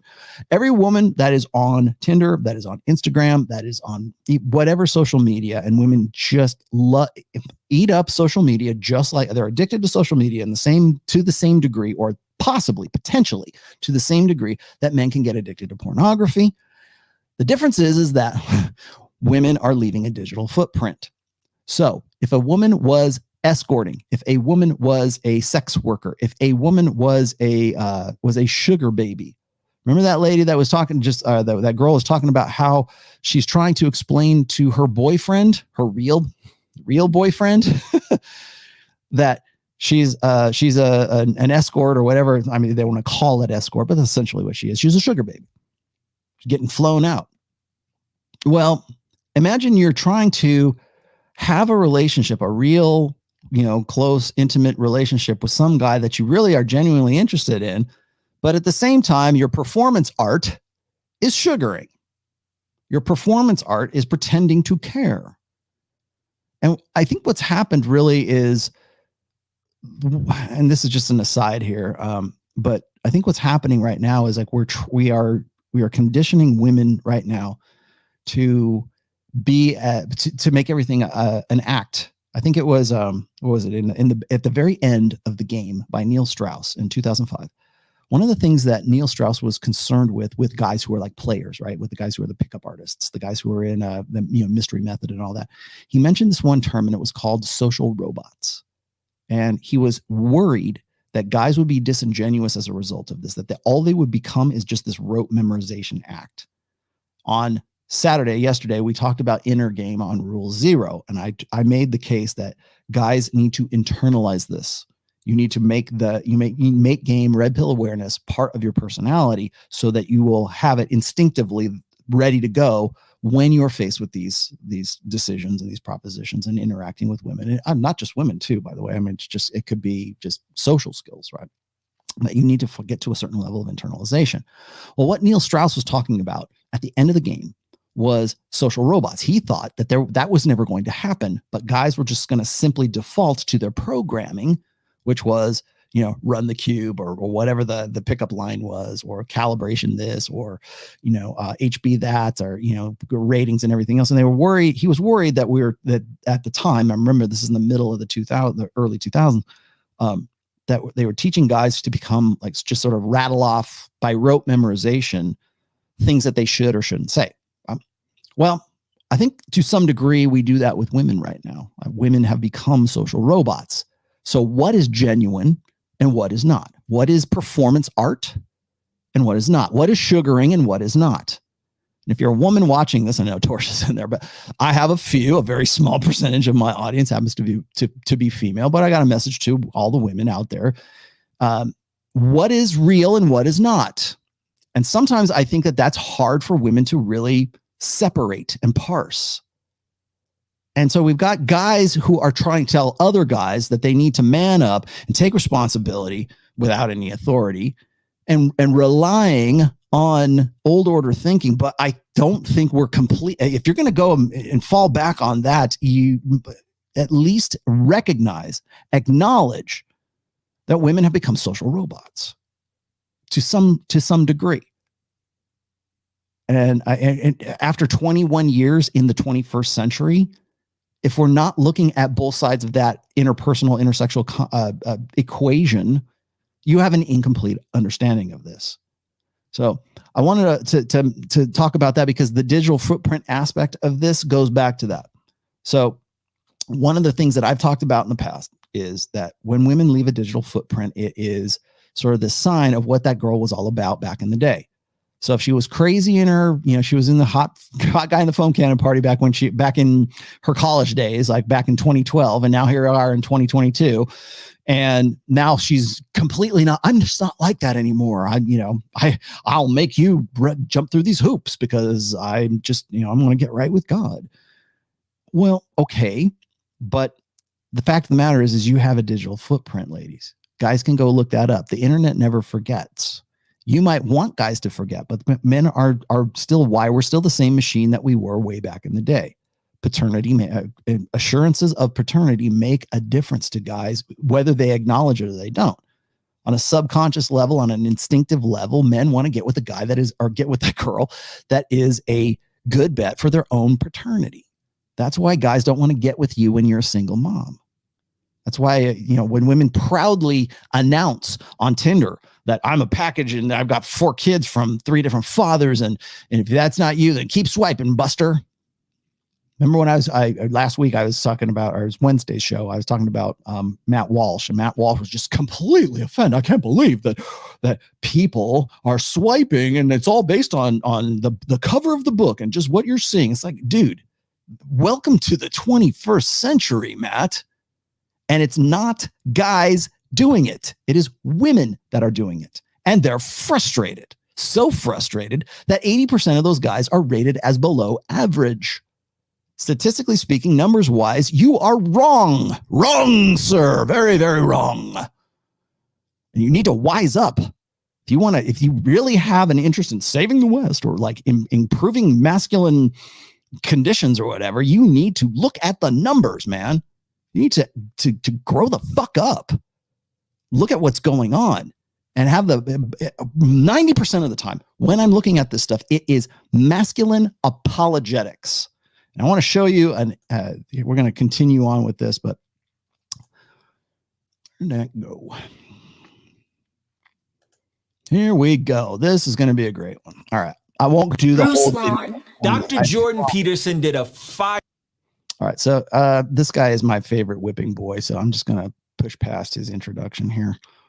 You guys already know who Ruslan is. I've done he was on. I've been hearing Dr. Peterson. A lot of young men have been sharing with me, and I'm not sure how much you've heard of it or experienced it. They've been sharing that, you know, that they feel as though the average woman has no desire for the average male, and that because of things like social media, online dating, things along those lines, as well as just some of the female empowerment, where a lot of women have this is what they say, an elevated sense of self, that now they feel like they're above a lot of these average males, which also contributes to a disparity between young adults being able to connect and form meaningful relationships. This is the red pill manosphere narrative.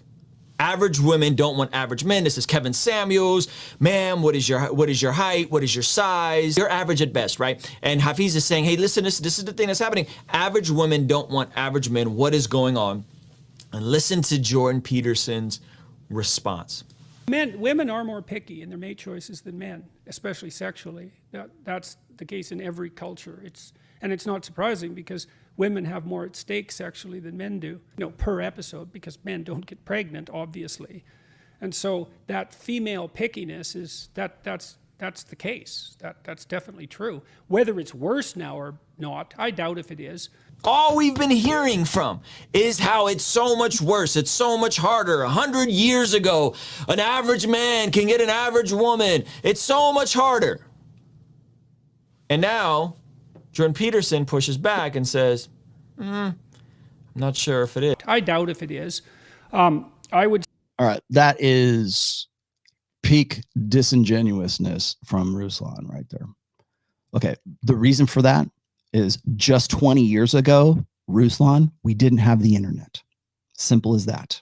That's number one. Number two is, because we didn't have the internet, we did not have access to the data sets that I've presented since I started this show about 2 hours ago, right? When we look at opportunism versus idealism.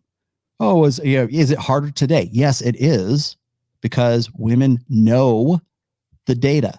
Men know the data. We have that, and we have access to this now. It's really as simple as that.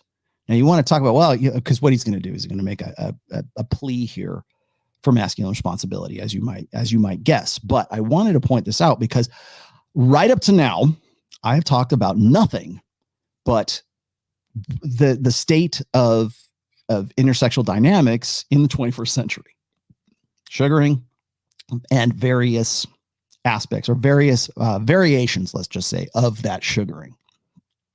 Call it prostitution, call it sex work, call it opportunism, call it whatever. There is an exchange. There is a idea that transactions are going to take place. Now, when I've talked about Jordan in the past, and I've done a full video on Jordan Peterson when he was talking with Rob Henderson, I tried to make this as clear as I possibly could.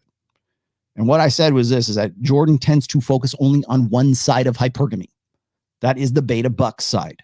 So if men aren't building themselves up and creating these, high value lives for themselves, well, of course, women don't want to have anything to do with them, because that's all that they're all just losers. They're sitting at home jerking one out and, smoking a lot of weed and playing, Call of Duty, Warzone Pacific. It's really good. But they're, that's the state of manhood, right? And it's easier to point at lazy guys than it is to take into account the entirety of the sexual market, the global sexual marketplace. Ruslan is out of touch. Hafiz, I got his name right, is out of touch. Jordan Peterson is out of touch. Hell, I am out of touch to a certain degree. We are all out of touch to some aspect that we're blind to right now. But I'm not here trying to blame guys for what it is that they're for being, playing Call of Duty and eating pizza and jerking off and doing just the minimum to survive. I analyze as I see what's going on. At least have a God's eye view of the entire thing. But instead, we're going to make up rationales like this. Say to young men who are irritated at women is, if you're irritated at women, as a class of creature, there's something wrong with you, because if you're irritated at women, there's something wrong with you. I didn't say it. Jordan Peterson said it. Go write him an angry message. They're right. You're wrong. They're right to not pick you. If they're not picking you, it's because they're right. Wow. Now, that Hafiz is like, wow. Jordan Peterson said women are right. I would have never thought. This exchange is incredible. I know that's a terrible thing to say, and I know perfectly well. It wasn't like I was particularly successful with girls when I was young. You know, so I know what that rejection is like. I know what that fear is like. I don't know it as well as some men know it because I wasn't rejected outright. What you have to understand is that what do you expect from women? If you got pregnant because you had sex, you'd be pretty damn choosy too. Fellas, listen up. So, you know, clue in a bit. And then, well, don't they find you attractive? Well, maybe you're not. Like, have you paid attention to how you dress? Do you have a plan? Are you as educated as you could be? Yeah, like that. There you go. That's the level of discourse. You can go. That's about a 9-minute video. I don't want to play the whole thing because I need to get on to Louder with Crowder here in just a second. But it's a 9-minute video, basically clips from Jordan Peterson on the roommates. And let's also point out here that Hafiz is still a virgin at 33. I think that's how old he is right now. So blind leading the blind, but it's easy to go, it's easy to like run them up the flagpole. It's easy to call names. Okay. That's not what I'm here to do. I'm not trying to do that. Let's analyze this for a minute. Why is that so important to defend Milady's honor? Especially after the last 2 hours where I'm showing you that it's about opportunism. As a matter of fact, our good friend Jordan Peterson has just admitted to that. Just like the rest of these guys will admit to that. Oh, the men aren't living up. Yeah. To what? To women's standards. Okay. Well, why don't I, first of all, why don't I get standards? And then second of all, it's like, well, those standards are being weaponized against guys right now. Oh, I don't want to get with any guy who's not, I'll get with a guy who is a high value guy and I don't have to have sex with him. And all I have to do is listen to his bullshit. All I have to do is do a good performance. So is it because women have changed? No, women have not changed. It's just the conditions and the contextuality of it. The ability to market it, to commercialize it. We've commodified femininity. We've commodified men still very much appreciate that. They love to be touched. They love to be appreciated. They love to be hugged. They love to be able to sort of confide in a woman, to have a best friend, to have a waifu, whatever you want to call it, to have their sex doll. And I don't know, whatever. They still want that connection. And women go, great, give me some money. You want me to be your therapist? Give me some money. You want me to do housework? Give me some money. You want me to do laundry? Give me some money. That's why we're gonna commercialize and commodify housework. Okay, Pretty Woman, right? Just all you got to do is be Richard Gere, whatever his character's name was. I don't remember. You just have to be that guy, right? Oh, Jordan Peterson said it. Oh! Who cares? Why? That's the authority. Hafiz is your authority. Ruslan is your authority. What is the rest of these guys? Matt Walsh is your authority. Jocko Willenick, who I very much like. Is that your authority? Maybe it is. I don't know. Same thing. It's this old order thinking, and we just keep going back to it over and over and over again without looking at the entire equation. And you can laugh it up and yuck it up all you want to, but it's still going. The problem is still going to be there when you wake up tomorrow, staring you right in the face. I was just showing you the stats here just a little while ago. I'll dig into them later when we get to about November 17th for International Men's Day. But the stats don't lie. Men are not going to college. Men are not doing the same things to the same level. Is it because they're lazy fucks? No, it's not. It's because we have changed the nature of the game. And men are not adapting. And women have adapted. So much so effectively that we can commercialize and commodify intimate relations. That's what's changed, Ruslan. That's what's changed, Dr. Jordan Peterson. That's why. Oh, well, they're right to be they dissatisfied with men today because men aren't living up to the standards that they should. Yeah, they are. But what on earth could have changed that made them that way in the last 21? By my watch, in the last 21 years, what could have changed? What? Right? We don't want to look at that because it's easier to fall back on old order 20th century expectations and ideals. We are no longer there. Time to move on. That's why. How do we sell? Sorry, I just saw this. How do we celebrate it? I don't know. With shawarma? No. You guys are going to really like the November 17th show. Well, I will tell you that right now. And tell you where we're going to go with that here in a little while. So there's that. Let me see if I can catch up with some of these supers here. What do I got? Okay, I did Vinny. Brad Norleen gave me $20. Thanks for that, my friend. James Kelly says, let's say you're learning alpha. Okay. All right. Okay. You're learning alpha mindset anyways. Dealing with women with a red pill mindset, making multiple six figures income, in great shape, but you're small. You're just small. You're under 4 foot. Under 4 foot. What are you, a hobbit? Can you get genuine desire, or will women cheat and make up the rules? Okay, when you get to that point, when you're like, what's that guy? I forget the guy's name. Somebody's going to know this, but the guy who plays the dwarf on Game of Thrones. It's escaping me. He's got a great voice too. God, somebody tell me what his name is. Somebody tell me. When you are a dwarf, when you're a small person, you have to, a wee man, you gotta have it. You have a new set of challenges for yourself. I will tell you this. When you look at a guy, I don't know if you guys are familiar with this. Oh, Peter Dinklage. Dinklage. Is that? Yeah, Peter Dinklage. Yeah. Okay. You got a guy like that. You know what's funny is like if he didn't have like dwarfism, he'd probably be a pretty good looking dude. Like imagine him like at full scale, right? Scaled up. He'd probably be he's got the jawline for damn sure, right?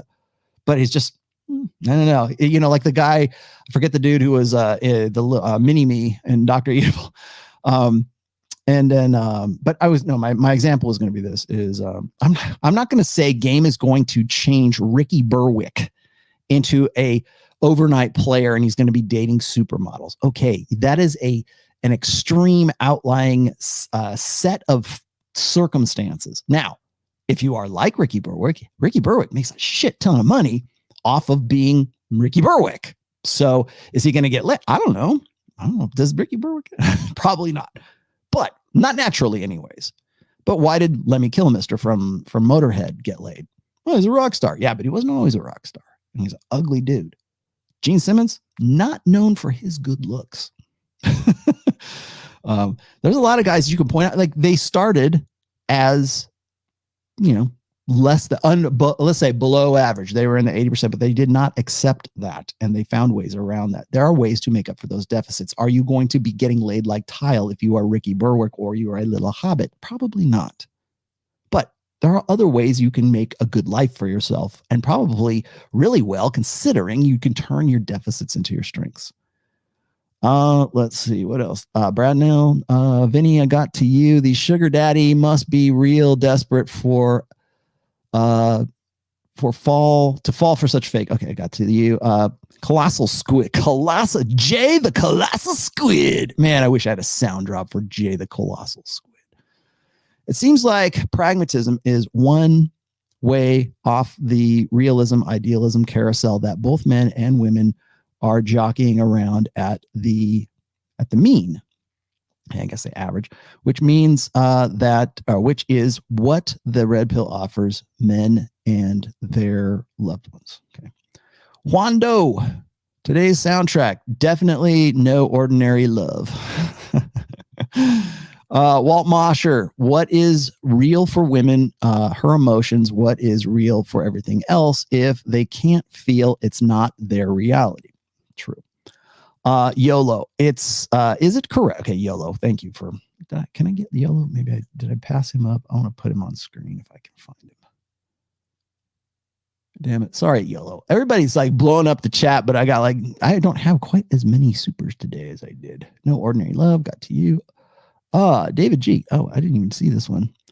Bought all 4 books. Already flew through the first 3. Reading the books really helps solidify, internalize the red pill. Great. Thank you for that. And you will be very happy to read book 5 when it comes out.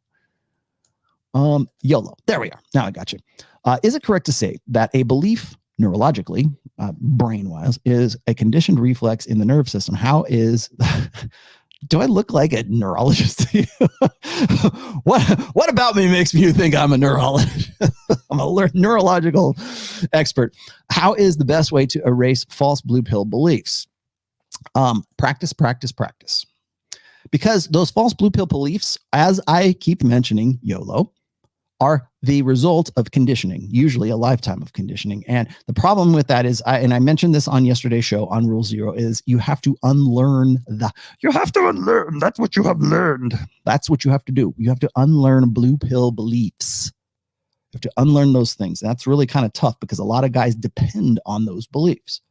It's like that scene in The Matrix when the girl in the red dress, right? And Morpheus is explaining to Neo, he says, most of these people are not ready to be unplugged. When you look around you, what do you see? You see attorneys, you see this, you see that, people that have very minds that they want to save, that they want to liberate, right? But those people are so dependent on that system that they will fight to ensure that they'll literally try to kill you to stay within their blue pill existence in that matrix. So what do you have to do? Well, first of all, you're going to be up against that, number one. And then number 2 is the way that you do that, the way that you unplug is you have to unlearn those things and you have to live and understand things in a red pill paradigm. You have to be able to, and I'm not saying you have to reread my book over and over again. I'm just saying, you have to be aware, be red pill aware and practice that red pill awareness. That's part of game, really. And then after a while, it becomes part of your second nature. It's kind of like, I mentioned this before, like I didn't just like magically learn how to play guitar. I think I play pretty well. You guys really want to see me play? I did not learn guitar overnight. It's as the result of a lot of practice and playing. It's intrinsically rewarding to me to play guitar. It's intrinsically rewarding to me to draw and to paint and to be artistic. And that's kind of something I like. A lot of people don't really ask me about as Rollo the artist, but I find it intrinsically rewarding to be creative. Right? Well, you have to find something that is intrinsically rewarding about the red pill that helps you sort of trade habit for habit, I think is really what it boils down to. So let's practice. It's the act of doing. We learn by doing, my friend. Let's see, Walt, I read yours already. And what else is in here? I'm going to get to Louder with Crowder here in just a moment. Ever heard of Sex at Dawn? Yes, I have. It's the book that popularized the current wave of polyamory. A book made in response to Sex at Dusk, right? It debunks it all is a great education on sexual selection. Okay, so since you brought this up, let me also recommend another book for you. Next Needs Up. I suggest you go read this book, and it's called The Naked Bonobo is what it is, because Sex at Dawn relies, the sex at whatever stuff relies primarily on the idea that humans are like bonobos and we're just these peace loving, these hippies, right? There's these free love. That's how polyamory became a thing. Yes, I have read that. I've also read the book that debunks that book, which is called The Naked Bonobo, which it gives you actually the real research and the real data sets that show that bonobos are just as hypergamous and just as hostile and violent as any human being is as well. Read that one and then get back to me. The Naked Bonobo. And I can't remember who wrote that, but it was in response to that book. Like just to sort of correct the data. Somebody was so offended. Some probably evolutionary biologist was so offended by that book that they actually wrote a book about it to debunk it. And am I caught up? Yes, I am, more or less. And now you guys are going to give me another one. Thank you very much for all of your support today. Thank you for. Since we got spammers in here, let's go. Oh wait. Felicia. There you go. That's for you.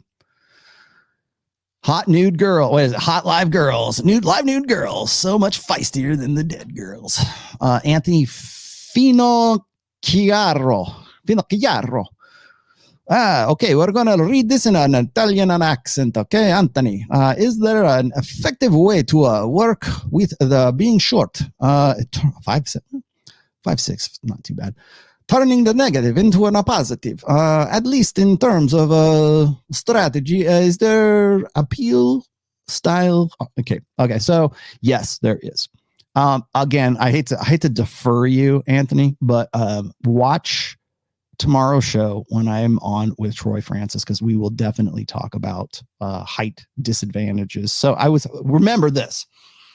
One thing you have to remember, if you're going to give me bullshit about height, and I'm not trying to belittle you. I'm not trying to whatever. If you think that is what your main disadvantage is, remember that the average height of an American man is 5'9". 5'9". So you're 3 inches under. Sorry, but there are ways. You know what you do? You go for women that are 5'4". You go for women that are 5'2". You're taller than they are. Well, congratulations. You made it. You made up for that somehow because you thought strategically. I hate to throw Kevin Savo under the bus because I really love Kevin. He's like the son I never had. But Kevin is like yoked and Kevin is ripped and Kevin is on his game. He has an independent film. I've had him on this show. I will probably have him on again. I want to do a Thought Mommies show with him. We're going to do, I've got an idea for a show that I'm going to do, and it's going to be Kill to Party. If you have or followed me on Instagram, I put a post on there not too long ago about Kill to Party. It's a dynamic. I'll explain to you guys later, but it's really kind of like the Thought Mommy, and we joke about it as Thought Mommies, but it's I'll probably have him on anyway. So Kevin Savo, not the tallest guy in the world. I think Kevin's probably 5'8". He can be 5'9". I don't know. And I'm taller than Kevin, put it that way. Definitely not a disadvantage for Kevin Savo. Kevin Savo will kick your ass. He's like a rat, man. He'll chew right through you. He knows his shit, man. And he's in the gym and he's on his game. He makes music. He makes videos. He makes, he's got the Savaho show. I mean, he's an independent filmmaker. The guy is 25 years old. What's your excuse? That's all I gotta say. What's your excuse? You can do it. Really, you can do it. Rollo, surprised to come to find you consider yourself Christian at the end of book 4, but not in the evangelical sense. I don't know what I am, to be honest with you. Would you mind expounding on that? Grew up traditional evangelical. Well, as I said in the book, I think what people are really kind of shocked to find out is that, like, I actually do believe in God, and I actually am a Christ follower, for lack of a better term, because I think Christianity has kind of like the brand of Christianity is something that has been a casualty, I think, in the hustle economy, as I presented in the book there. So that's why I say I'm kind of like, I don't know where I belong, honestly. My father was a dyed-in-the-wool atheist. My mother was an evangelical Christian for a long time, which is the odd couple. And my mother was also a confirmed Catholic right before she died. So I kind of have an eclectic religious background, let's just say. But I think what's funny is I think a lot of people are not used to having people be as pat myself on the back, but like having objectivity presented to them in a really antiseptic way, right? They always want to apply belief to it. So when I talk about like religion, when I talk about belief, and I mean belief in the technical, clinical sense, not like, oh, belief. When I talk about it in those terms, people go, oh, well, he must be an atheist. No, I'm just giving it to you in as, nuts and bolts a way as I can possibly give it to you, because I have a obligation to objective truth. And sometimes that challenges my belief set too. So I have to sort those. You want to know why I come to those conclusions? Because I got to sort it out along with you. I am no different. What? On this Friday, Matt defended Dave Portnoy. Matt Walsh? defended Dave Portnoy and blamed the girls. I hope this is Matt Walsh. I've not seen this. Maybe now I'm gonna have to look it up. He calls them responsibility of their actions. At least that was my understanding. Matt Walsh. That's interesting. Well, of course he's gonna come to his defense. That's good. I hope so. More guys need to do that, because a lot of guys, including Matt Walsh, are what I call masculine apologists.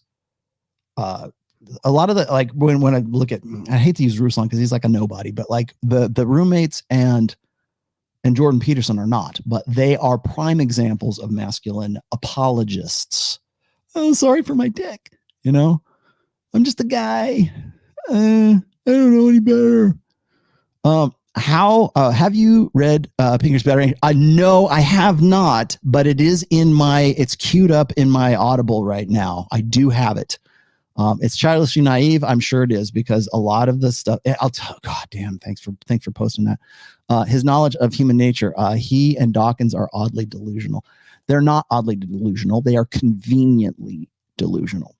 It's almost as if the Pinker of 2021 is a different guy than the Pinker of 2006, who wrote, I think it's 2006, The Blank Slate. Back then, you could get away with stuff. Now it's like, oh, I better mind my P's and Q's, right? Same thing with Robert Greene, too, who I really love. I really like his stuff. But if you go and I've read all these books, if you read from 48 Laws of Power all the way up to the Laws of Human Nature, you will notice a qualitative difference between the guy that wrote 48 Laws of Power and published it in 1998 and the guy who wrote the Laws of Human Nature in 2019, something like that. Qualitatively different. Art of Seduction, great book. 33 Strategies of War. I still go back to that book. Great book. Mastery, probably next to 48 Laws of Power, next to that book, as probably his best book. What else is there? Then of course, the Laws of Human Nature. He's a great writer, but I think what he and Pinker, and thank God God Sod has not fallen prey to this just yet. Pinker's fallen over. You look at Brett Weinstein, fallen over. You look at the guys, again, these are the dudes who frustrate the living hell out of me because they were so good. They had so much empirical data and they just like throw it out the window. I don't hold any hope for that. Oh, by the way, JD, just since we're talking about books, I have been, I stopped midstream through Men Behaving Badly. When Men Behave Badly by David Buss, who up until now has been a pretty good objective evolutionary psychologist. This book, once again, sorry for my dick, ladies. Sorry, girls. Alpha God, Dr. Hector Garcia, brilliant. All the way up until the last chapter. Sorry about our dicks. That's what it comes down to. Oh, here's all this empirical data that shows, like, how Abrahamic religions and patriarchal religions came around, and because of the interaction between, like, men's dominance hierarchies and alpha primates and all. I mean, just so much. It's so good, man. Until the end. And then it's like, well, we could have a better society if we just let the little ladies run the show. Oh, God, just fucking kill me. Oh, God, it's so, you have no idea. Like, I do this work so you don't have to do this work.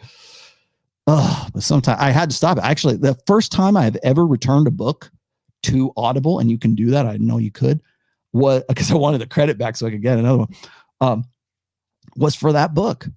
And David Buss's stuff has been pretty good and pretty consistent. This is just garbage. It's just like, oh, sorry, ladies, here's some stats to think about. Oh, please don't throw me under the bus. Please don't cancel me. When does your 5th book come out? When it comes out. Hopefully by the end of this month. It just got out of the 2nd round of edits, and when it comes out of, here's the process. When a book comes out of edits, you want to know why the damn 3rd book took so long? Well, the research. But I went through edit after edit because I wanted to make sure it was bulletproof as I could possibly make it. It's got to have a big font. It's got to have, syntax, has to be right, typos, and there's still typos. I thought I was of all my books, the 4th book I thought was the most bulletproof. And then I get like 2 T-O and T-O-O. You won't catch that in spell check because that's actually how you're supposed to spell it, right? But you have to go and reread and reread and reread. And even if you have a proofreader, you as the author, it's still on you ultimately. So that's why it takes longer. So what happens is if it comes back from edits, then I have to be the one that goes, okay, let's read this again. My dad is a Christian blue pill alpha, and I shared the rational male religion with him, and he's finally starting to see the light. Oh, thank you. Good. That's, oh God, thank you. Okay. All those 3 years are just worth it now. You made my day, Jay Menhart. That's exactly why I wrote the book. Anybody else? Because I still have to get going here, guys. Hector Rodriguez. How do you mitigate the resentment of women you knew before that blew you off, but now want to meet up after you become successful? You don't. Here's how you deal with it. You don't. That's how you do it. Who cares? Nobody cares. Why? I don't mean to be flippant. Actually, I do. How do you mitigate that resentment? You have other irons in the fire. You spin plates. That's how you mitigate in any effect. That's how you mitigate that. First off, if the woman blew you off, that was her chance. In fact, if anything, you should go back. Here's how you mitigate it. You go back and you go, thank you for being you. Thank you. Because now I am me because you blew me off. And now I understand I'm a little bit better educated as a result of that experience. I dodged a bullet and I feel much better about it. And I'm on to bigger and better things. Now I know what I want. Now I know what women's nature is. Thank you for helping me learn a valuable lesson. You don't have to actually do that, but that's the conversation you should have in your head. The other thing is this, in addition to that, as I was saying, you need to unlearn that's what you've learned. And what you have learned is that you should care. That it's still eating you up. Why is it still eating you up? That's the bigger problem. The bigger problem is I want revenge. Revenge sucks, dude. What is it? And Hugo Montoya, there's not a lot of money in revenge. There isn't. Why? The best revenge? Indifference. Because it benefits you. As long as you're on your game, who cares? Right? That's where you should be at. That's what your head should be. Your headspace should be at anyways. You killed my father. It's the 6-finger man. Yes, Matt Walsh. Oh, that dude. Okay. I basically watch him and you on YouTube. What he lacks, you complete. I would go on with Matt, but I think that I would go on with Matt once. I don't think I would be asked on again. And vice versa, at least my perspective. Once again. Okay, thank you. You're welcome, my friend. Thank you for that. And Sam Kashi, Rollo, please do an episode on parenting. If you are in, okay, I will. It's so noted. I'll put that in the great big book of everything. However, if you are interested in red pill parenting, do have a look at my third book, which is Positive Masculinity, because about the first half of that book is dedicated to red pill parenting. Should we make peace with the fact that our kids will never have a rounded life that some of us could find? Yeah, and to some extent. I think it's circumstantial as well. But again, something I covered in that book. Again, not to blow you off, I will do a parenting thing. I've actually done one with Rich before on Rich's channel. All right, last but not least, now we're going to finally get to a few things here. Let's see. Tori, stop it. Just hold it. Hold it right there, young lady. And Sam is in there. Is Shamishi in today? I didn't see Shamishi. All right, here comes the big final finish as we move on. And I'm definitely not going to play the whole thing for this one. And oops, that's not it. What about this one? Nope, that's not it either. Where did it go? No. What's the title of that? Oh. Sorry, this is it. Okay, this is Louder with Crowder. I'm going to cue this up, so forgive me because everything. I have to boot this up to, where did I wrote it down. 1 hour and 11 minutes. Oh, by the way, now I gotta actually let me set this up a little bit. I gotta give you some setup here. Is it 1 hour 11? I had thought it was right about there. I think it might be back a little bit. Oh, maybe it's up further. There we go. It's that one. Okay. Now, as I set this up, let me set this up for you, because you have to kind of have a little bit of context with this. So let me work with this really quickly. Now, what Steven Crowder is going to talk about is, because I know the question's going to happen, because he's going to mention what's called the golden penis syndrome. Okay. And where he's pulling this from is an article by the New York Post. It's called "Men with Golden Penis Syndrome Are Ruining Sex and Dating for Women." Okay. Written by Andrew Court. All right. So let me, and this is very short, so I'll just run through this really quickly. And I'm reading it here. Beware of the college grad cad. Because there's so many guys going to college right now, right? Men with college degrees have become so cocky that they're ruining romance for their female counterparts. One leading expert alleges. And I'm putting air quotes because it's actually in quotes. Just 40.5% of college students in the United States are male. Okay, so we're going to work from a deficit. We're working from the minority position here. Okay, according to the National Student Clearinghouse, meaning they are in short supply and high demand when dating on campus. A lack of competition has led these men to develop golden penis syndrome, again, in quotes. An arrogance that stems from the assumption that a steady supply of females will be sexually interested in them. Gotcha, ladies. Oh, wait. Got to put this one on. Hold on. Let me back up. Gotcha, bitch. There we go. Thank you. Okay. A lack of competition has led these men to develop golden penis. Okay. Golden penis syndrome. Okay. Golden penis syndrome has led, quote unquote, these smug males to engage in dastardly dating practices such as cheating and ghosting. Because they are confident that another woman, God damn it. Because they're confident that another woman will always be waiting around the corner. There she is, right around the corner. God, you should see some. I should actually put this article on here, because the pictures, like whoever's doing the photo editing for the New York Post, oh God, fire that girl, because it's a girl. The term was purportedly coined by frustrated female students at Sarah Lawrence College in upstate New York. If you know what Sarah Lawrence College is all about, you'll understand just how I fully expect it from them, but just how predictable this is. Where 3/4 of all enrollees are the fairer sex. Giggity.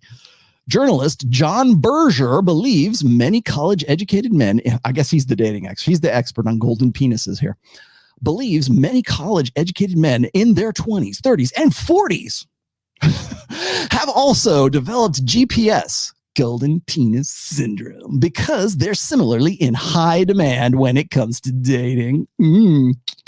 I have a big, giant golden penis.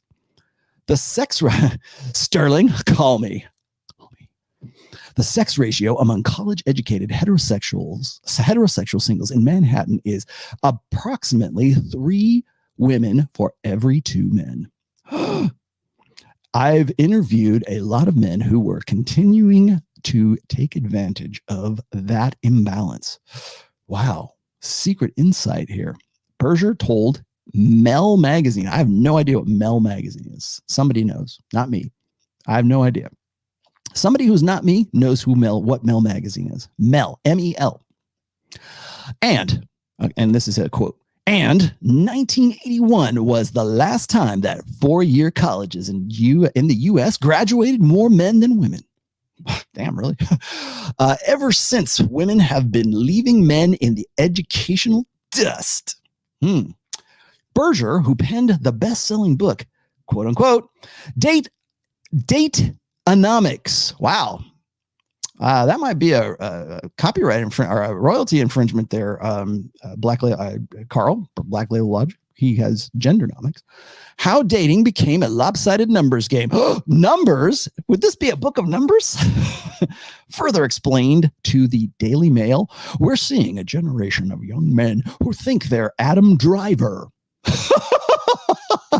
No, they don't. Or Michael B. Jordan. Well, at least you're getting multiracial in there. Of course, it's not about them. it's the ratio. So guys, it's not that you're a high value guy. It's just because, well, the numbers are skewed in your favor.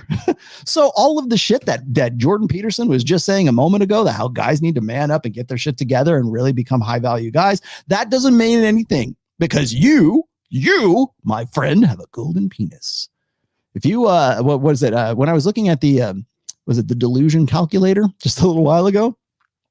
Look how rare a guy like Portnoy is. Okay. He has to have at least a bachelor's degree. Maybe Portnoy has a golden penis.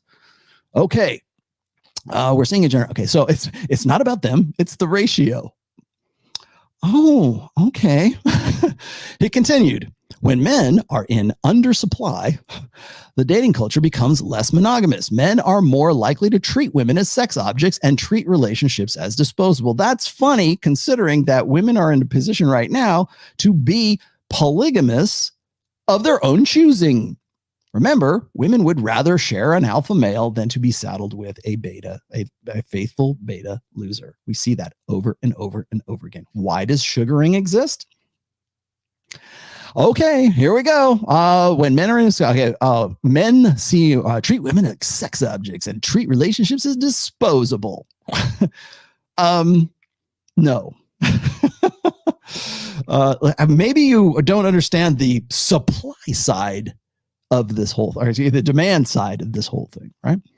Let's see. Not only are men with golden penis syndrome more likely to treat their dates badly, they may also be less inclined to put effort into their physical appearance and their sexual performance. So the reason why you don't want to go to the gym, guys, is because you're too stuck up. You know that you have a college degree. You know that you're a high value guy, right? So screw it. I'm going to be a fat guy with a yacht. Not only are men, okay, so the Berger previously spoke to the Post, declaring that dating was particularly dire for heterosexual women in New York. You don't say. Oh God, I should really have. Okay, here we go. I really should have shown you the pictures that they used in this. It's so self-smug. You want to talk about smug? Okay, college. Did I get that? And let's see where to go. New York. Okay. College-educated women are more likely to date among their own milieu, meaning world, right, of college-educated men. But as their numbers are so skewed, they're in for a rougher time. Yeah. The Morgan Stanley rise of the she economy. Well, that's supposed to be, I thought that was supposed to be a good thing. Apparently not, Mr. Berger. Berger told the Post that the imbalance is also exacerbated by New York's large population of gay males. Gay male, are they not college educated too? Some 9 to 12% of men in Manhattan are gay, according to Gary Gates. Studies gays at a demographics expert at UCLA's Williams Institute. One would think that you would probably be an expert if you actually lived in New York rather than UCLA or in LA. But Berger had some trusty advice for singletons seeking to settle down. Who the fuck is writing this? Be cautious of the college grad cads. I would be wary of guys who have remained never married into their late 30s and 40s. He explained to the Daily Mail, especially the better looking ones with good jobs.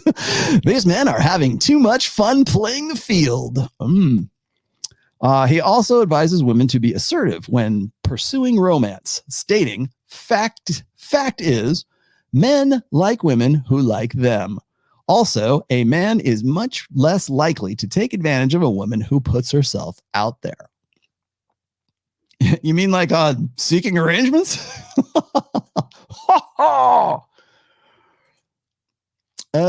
So how does that fly with sugar babies? It doesn't.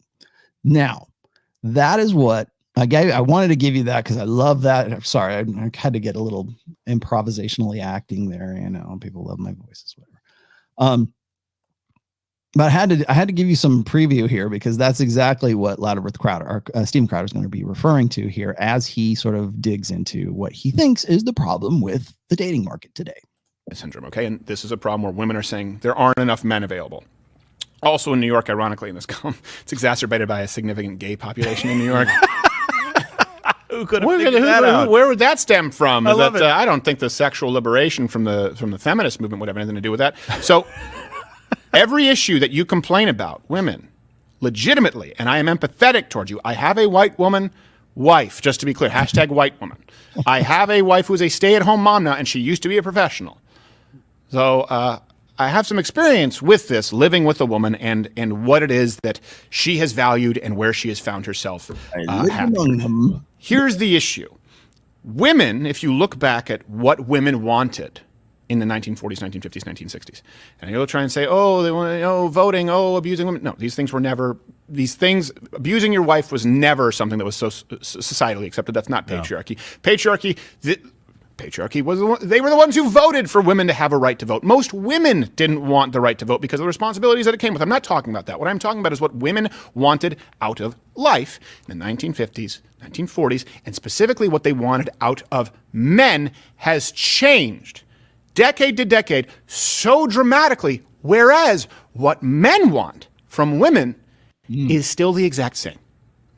And that's why many of you are finding yourself in a scenario where you're unhappy. And you realize that the wool's been pulled over your eyes, where now they control your kids and hormone blockers, and they're teaching them critical race theory, and they're giving them books with kids in strap-ons at the Virginia School Public Library. And all of a sudden, you've been taken for granted because something.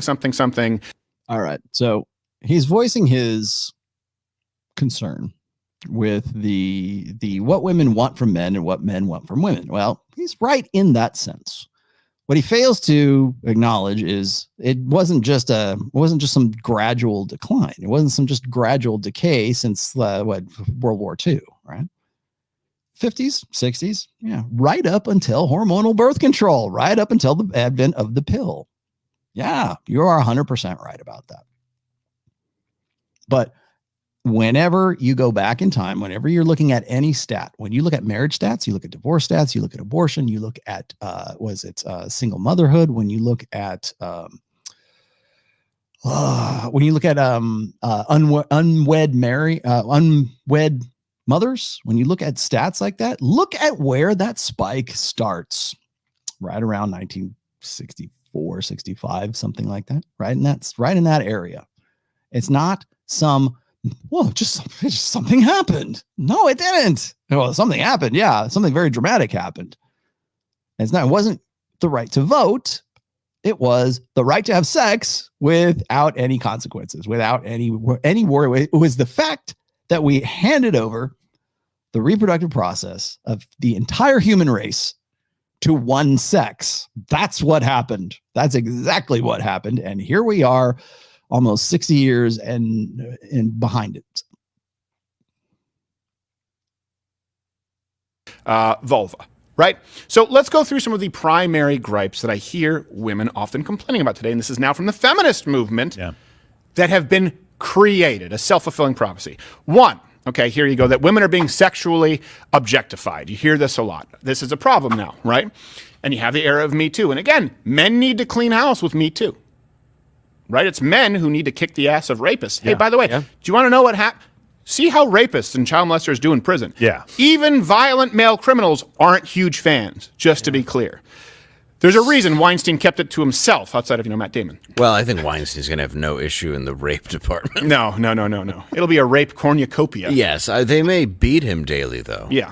Just because, he's a slob. He is absolutely disgusting. He's just tough to look at. So women are sexually objectified. Well, look, I would agree with that. I think that's a problem that we have now that we certainly didn't have. Okay, let's back up. Yes, women are sexually objectified in 2021 and in 10,000 BC. From all the way from the time it is a feature, not a bug. Sorry, not sorry, ladies. I know that's hard to hear. Whenever men see a guy or see a woman, a half-naked woman in a bikini, see her big boobs, Portia, it triggers a part in their brain that is associated with tool use. We know that in the 21st century. That is new order data. Old order social conventions say that men should be God, my stars and garters, they're objectifying us. Women would rather be objectified than idealized. That's straight out of the first book, by the way. That's a rollotomassi quote right there. I got it. This guy, okay? Women would rather be objectified than be idealized. And there's a reason for that, because it's evolutionary psychology, evolutionary biology. That's the way we're wired. Women would love to be fought over by two alpha males who are objectifying her. Look at what we were just talking about for the last 2 hours. Oh my goodness. Seeking arrangements and sugaring. How dare they objectify me? Oh, no. That is old order thinking, an old or 20th century social conventions versus 21st century understanding of the human brain and male nature and female nature. Again, should we look at women as if they're just a set of parts? No, but that's the way that your mind is going to look at them in the beginning. We size up a woman and say, yeah, I'd love to tap that, right? Oh, she's got nice big tits. Oh, she's got a nice ass. Oh, she got whatever. Yes, you are right. You got us, ladies. Sorry. Yeah, we do objectify you. And you know what? That's a feature of human reproduction, not a bug. And women know this. And they will weaponize that and use it against you, just as he's talking about right here. Sorry if I'm laggy here, but this is a very big, long video that I'm trying to host. Have back in the 1940s, 50s. I'll say 50s for the sake of argument here. Because a lot of times they say, oh, MAGA means go back to the 1950s, which is racism and sexism. But now they're going, oh, we can't find a man on college. Okay, on college campus. All right. Yeah. Feminists were the feminist movement, okay? And when I am saying this, I'm talking about the feminist leftist movement. And unfortunately, because women value empathy over conflict and resolution in many ways, you know this if you're married, they've allowed feminists to run wild. So I'm not saying all women, but I am saying this is a problem that has been created exclusively in the female community. Feminism lauded the sexual liberation movement. Yeah. This coincided with birth control, right? They said, hey, free sex, right? Free sex, free love. That was the idea. And guess what? You let men off the hook. This didn't come from men. Now, men have always wanted to have sex with as many women as they could because that's the way that they're biologically hardwired, right? For example, look at gay couples. Promiscuity is almost non-existent. Why? Because everyone just says, yes, all the time. Yeah. All the time. It was women who civilized men and said, no, you got to put a ring on it, right? That was how it used to work. A man used to have to court, romance a woman, and then get married. Oh, let's stop right there, Mr. Crowder. I'm sorry. We have to. You used a bad old order 20th century word. You used the word court. Court, that word comes from courtly love. That comes from the romantic ideal. That's the proper way. You got to court her. You don't want to hook up. You want to court her. Oh, how? On court.com, right? Is that the app? Is that an app I should use? No. Romance, court, this, that. How many of those girls on OnlyFans, how many of those girls, they despise you. They despise you. The courting stuff. Oh, yeah, sure. Oh, that's going to work. Yeah, well, okay. Well, I courted her and she's such a great girl, but I got to get her out of the seeking arrangements sugaring thing first because, well, I'm a traditional guy and I can't have her with other dudes. So what? No, that is old order thinking, my friend. So bear that in mind. The other thing is and he's about to make the same case that Susan Venker has made in the past, which is, oh, men benefited from the pill. Men benefited from feminism. Oh man, it was so great. It was just free love right after it. That might have been the sales point. That might have been the copy on the brochure for unlimited access to unlimited sexuality. That might have been the free love mantra, but clearly we can see what has become of the sexual marketplace in the 21st century as a result of that. So to say that it's guys are having a good time too. No, well, certain guys are high value in 2021. High value men are, and they're paying for it apparently. The top dollar for the top toddy, right? Give me that thought. Why does that exist? Why? You would think that if all these people, all these guys having this random sex, why would anybody need seeking arrangements? We're just all banging like bonobos. Well, stats disprove that. The general survey study that shows that men in general, young men in general, are not getting laid. The incidence of virginity is through the roof. Again, you can go and talk about that in, moralistic terms. I don't care. The facts of this, the numbers are what they are. Young men aren't getting laid and women still are. And women are monetizing it. And they're monetizing just being nice to you. All I gotta do is be nice. All I gotta do is be like feminine and sweet. Pretend like you fucking care. You don't talk about that. No. It's the pill, man. And you guys, man, you guys are getting the best part of this, man. It's the best deal. Men should be into abortion too, because then, they don't have to worry about it. Unless you're a high value guy and a woman's trying to lock you down with the baby. Myra means, unless that's something, that's a probability. Yeah, that's something to work. If you're a high value guy, the moral of today's show is you need protection. And I don't mean just wrapping the rascal. I mean, you need protection up here. You need to be wise, my friends. If this is the dating market and this is how you choose to interact with the opposite sex, you at least have to do it from an informed position and make your decisions from an educated perspective.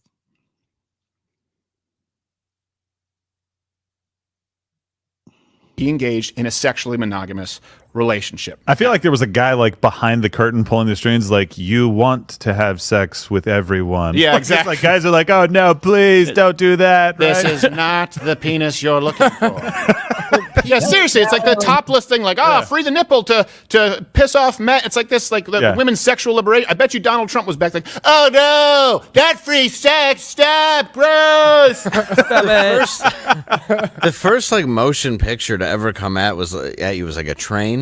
They finally filmed something, and the second one I believe was a naked woman on a tire swing. I'm not even kidding. It's like that's how quickly you just go into perversion with any invention that we've ever had. It's like the internet. We're like, hey, this is an amazing way we can communicate with and masturbate. Yes, yeah. He's not wrong. He's definitely not wrong. And it's not just movies too. Let's be honest. If you look at some of the great masters when they're painting, like, the Madonna and child with naked boobies of the Virgin Mary, remember who the patrons are of the arts back then.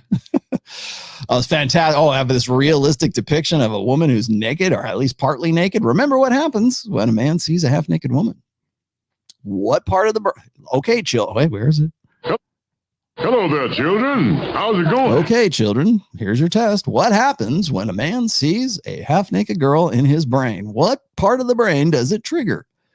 The part of the brain that is associated with tool use and objectification. Right.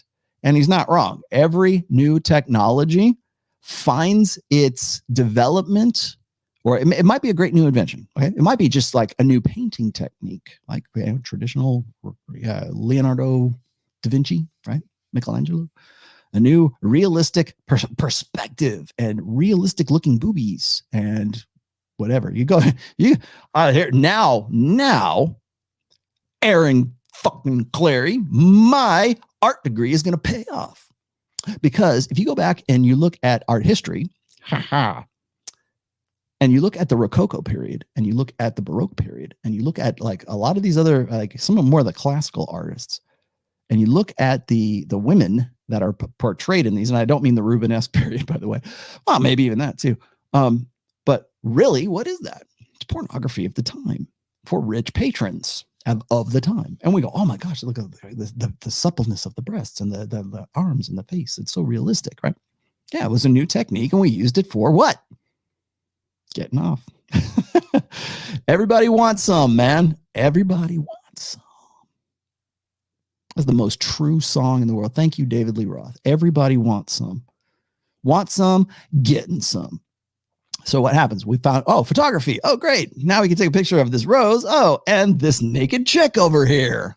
Oh, we got video now, moving pictures. It probably was a flip book first, right? You know, like an old school animation. Let's make a nude chick on there. All right, let's do stag films. Now we're having sexual liberation. Here's another great one. What are we going to paint? We're probably going to die by flying over Berlin or into Germany, into Nazi Germany, and dropping bombs from this Lancaster or from this B-52. We're probably going to die, but what's the last thing we want to see before we go out? A naked girl painted on the nose cone of the bomber. Great, let's do that, right? Nose cone art, pinup art, right? What was it? Jane Mansfield, big old nose cone boobies. Right? And then what happened? Well, now we got to move it on. Lucy and Ricky can't sleep in the same bed. Well, now they can. And then what happens? Oh, well, we've got magazines and industrial, we can get to color imagery in color imagery in magazines. All right. What are we going to do? Playboy magazine. Well, we can push it up. What can we do now? Let's do movie theaters. Let's do, and on and on and on. Any new technology, including VHS and beta. You want to know why, though? You want to know why VHS beat out beta? It's not because it's a better format. It's because you can put more porn on it. That's why. Beta was actually the better format. If you know anybody who know like beta and VHS tapes, right? Around tape was a big deal. Then what? Oh, cable TV. Oh, great. Showtime, or was it what was it? Spice Channel. Yeah, let's go see if we can decode you become a scientist to figure out how to get like free, softcore porn on your cable box back in the day. Any new technology, no matter how rudimentary, will always be used for sexual purposes. That's the nature of the animal. Women too, but mostly guys. Let's just be honest. Okay.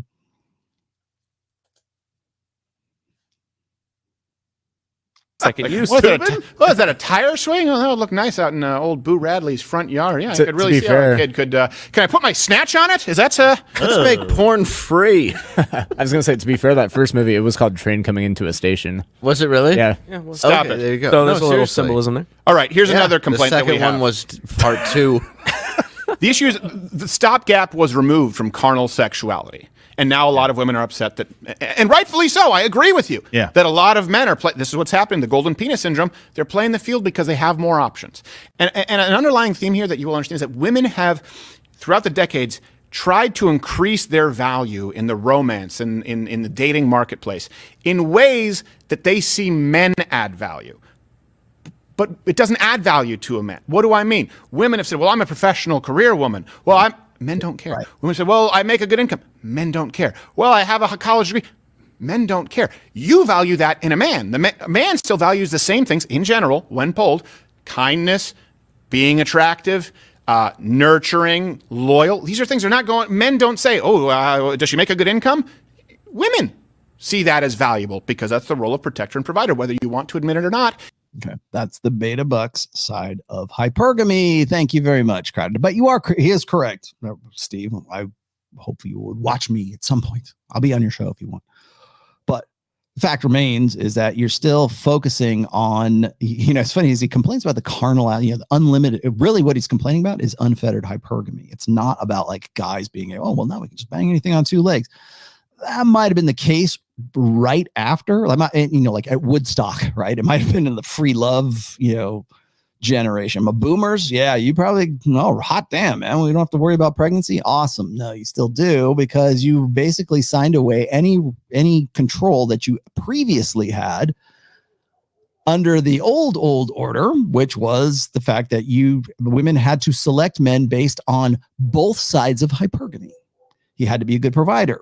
He had to be a good protector. He had to be parentally invested. In fact, I am curious to know if Steven Crowder has been reading my books or been watching this show or whatever, because he is using a lot of the same language that I use in this. I'm not, again, like I said, I'm not going to run this whole thing down your throat here, but this was what I was getting at. Is here you have Steve, and by the way, this is like the second or third time I think he's sort of made a foray into the manosphere and has been using a lot of the language that I use and a lot of the other guys that I associate with use. So maybe he is, I don't know, but let me correct you just fine tune this a little bit, Steve. Is is you're confusing the primary goal of family creation or marriage or whatever, and sexual availability and the different sides of hypergamy. What are women prioritizing?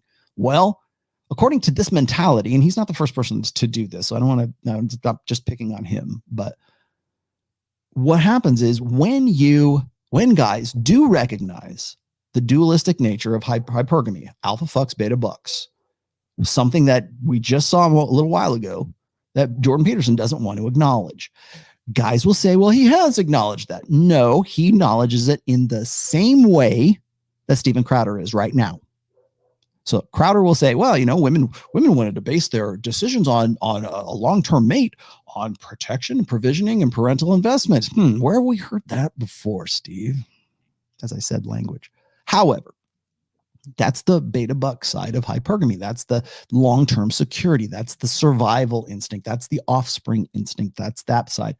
The other side of that is she wants to bang the hot guy in the foam cannon party in Cancun on spring break. I was drunk, he was cute, and one thing led to another. That's the opposite side of it. And then what happens is we blame that on guys. We say, well, it's just guys wanting to be guys, and they just want to bang, bang, bang. So yes, you're correct when you guys tell me, oh, Jordan Peterson does talk about that side. Yeah, when he's berating dark triad guys who are doing all the fucking. That's when he acknowledges it. And that's what these guys do, or most traditional conservatives do. When they acknowledge the alpha fuck side, they presume that it's there because men want it to be there, as opposed to women who are doing the selecting to fuck those guys in the first place, so they can be single mothers, unwed mothers, whatever. So they can be all that. So they have baby daddies, right? That's that side. There is an element of choice on the part of women for who they fuck. I don't know if you know that. And it's not that the fact, oh, women can't find the right guy because they have golden penises and those guys are being, they're sons of bitches and they're full of themselves. God forbid a man actually be aware of his own value on the sexual marketplace. Holy shit. Imagine that. Imagine a guy has the power. In fact, I'm going to pull this out because I'm getting a little bit there. Maybe now, can I come back? Okay. I'm very laggy. I'm going to pull this out real quick because that's about all I want. I'll have time for today, but do go look at that. I thought it was a pretty interesting one. But God forbid a guy actually be aware of his own value. I'm a high value guy. Oh, you're an arrogant, dark triad son of a bitch. Why? Because I'm not dumb when you need me to be dumb. I'm not a blue pill idiot at 30 years old when you need me the most. When you have rules for me to qualify for your intimate approval. That's what that boils down to. And when women are in between the ages of 18 and 28, when they can maximize that sexual agency, and as I have said, and I'm going to finish up with this today, as I've said in the past, women, you'll see this on Twitter all the time, the reason why women automatically get naked at a protest is because they understand on some rudimentary level of their brains, in the hindbrain, the lizard brain, that their only real agency in life is their sexuality. If they want men to pay attention, take your clothes off. Show titties. Show titties. Tiddies. Show your boobs and men will take you seriously. Well, no, but they will at least trigger that part in their brain where they go, oh, tool youth. That's what we're going to do. But when it comes to a guy understanding his own value, now we have got a new buzz term for it, right? Golden penis. You're a high value man. Somebody needs to throw this at Kevin Samuels. Somebody who is not me needs to throw this at Kevin Samuels because he won't listen to jack shit that I say. But what about the golden penis? Oh, you guys are just full of yourselves. You want to know why women get all pissed off at the accountability grift that's going on right now, all through the black manosphere and certainly even just the regular whatever manosphere in general, right? Yeah, because what it's acknowledging is that there are guys who understand their own value and holy shit, they know it. And we're not going to be able to get to those guys. Now they're going to exploit it to their own advantage. Well, we can't have that. Yeah, let's shame them. How are we going to do that? Well, they have golden penises because they're educated, because they're exactly the guys who we say we want. In every fucking article, in every interview, and every accountability show. Those are like, we just looked at the Delusion calculator. Ladies, what do you look for in a guy? 6 foot tall, 6-figure income, got to have at least a 6-inch. I mean, look at all the criteria. Oh, did I just seize? I just seized up. God damn it. Oh, there we go. Now I'm back. Okay, sorry. I'm really laggy today, so I'm just going to let this go. But yeah, so God forbid a guy actually has, I wrote about this, and this is in the first book, by the way. I have a chapter in there called The Threat. And the threat is this, is that there's nothing that is more simultaneously attractive, arousing, attractive, yet simultaneously threatening to women than a guy who understands his own value to women. That is basic red pill 101, rational male, 2011, 2013 when I published it. It came from a post off the blog, right? There's nothing that is more threatening, but it's also attractive and arousing to women than to have a guy who understands his own value. How do we buffer that? How does a gynocentric social order buffer for that? Shame him. You have a golden penis. You're arrogant. You're dark triad. There's something wrong. There's something wrong with you. Something very, very wrong, because you are cocky and arrogant and you know your shit, right? But excuse me, I'm sorry. I thought that was the basis for Pretty Woman. I thought that Richard Gere, the rich guy, fell in love with the hooker with the heart of gold, right? Well, you've got to have the rich guy in the first place. You've got to have Christian Grey, right? You have to have Bruce Wayne. You've got to have the guy who's got lots of money and is sexy and it's dark and brooding, and and for him to legitimately be able to do that, he's got to back it up with high value. Well, you're threatened by that because he may or may not be selected by the guy who is high value. In fact, we've marketed that whole dynamic on Seeking Arrangements, on sugaring, on OnlyFans, on Tinder, everywhere you look in the sexual marketplace, everywhere. So don't give me this bullshit, tradcons, about how it's men not living up. Don't give me this bullshit about golden penises. Don't give me this bullshit about, oh my God, these guys who are high value, they might realize that they actually have high value. And that puts us at a hypergamic disadvantage, ladies. Oh, sisterhood. That's why they want you to, that's why these guys are popular. That's why you get the Matt Hussey coaches of the world. That's why you get this bullshit. That's why you get masculine apologists who used to be, had nothing to do with that. Remember we were talking about Steven Pinker? Remember when we were talking about Robert Greene? Yeah, they don't want to get canceled because if they say the truth, if they have an obligation to objective truth, they get canceled. Well, how do we do a workaround? Well, we apologize for our dicks, our golden penises. I'm going to apologize for my, I should have titled this Golden Penis. This whole video should have been the Golden Penis Show. Welcome to the Golden Penis Show. Anyways, that's what I want you guys to remember. So last but not least, this is the lesson. This is the take home lesson. Here's your homework, children. If you are a high value man, if you have a golden penis, if you are a cad with a grad cad, whatever they're calling it right now, embrace that shit. Lean into it, first of all, but also realize that knowing that you're high value also puts you into a position of liability. It puts you into a position of responsibility. I'm going to use that word for yourself. You have no excuse. If you're a red pill guy and you call yourself a high value guy, if you're a Dave Portnoy, if you're a guy you've got lots of money in the hustle economy, especially if you're a guy who's a men's coach, dating coach or otherwise, fitness coach, dating coach, positivity coach, whatever you are, and you're worth $100 million, if you're worth $10 million, if you're worth $1 million, understand the nature of the game. Understand that the girl you're flying out is the girl that's going to later on be the one to betray you, right? the one who's going to, whence it's in her best interest to call you out as the golden penis, that Dave Portnoy, golden penis. Sorry, not sorry. Golden penis. Well, guess who gets run up the flagpole? Guess who gets those accusations? Guess who gets, give me some money? The guy with the golden penis. Gold member. Should have called it gold member, right?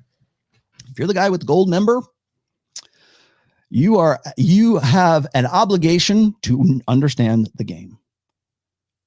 Jeff Bezos does not understand the game.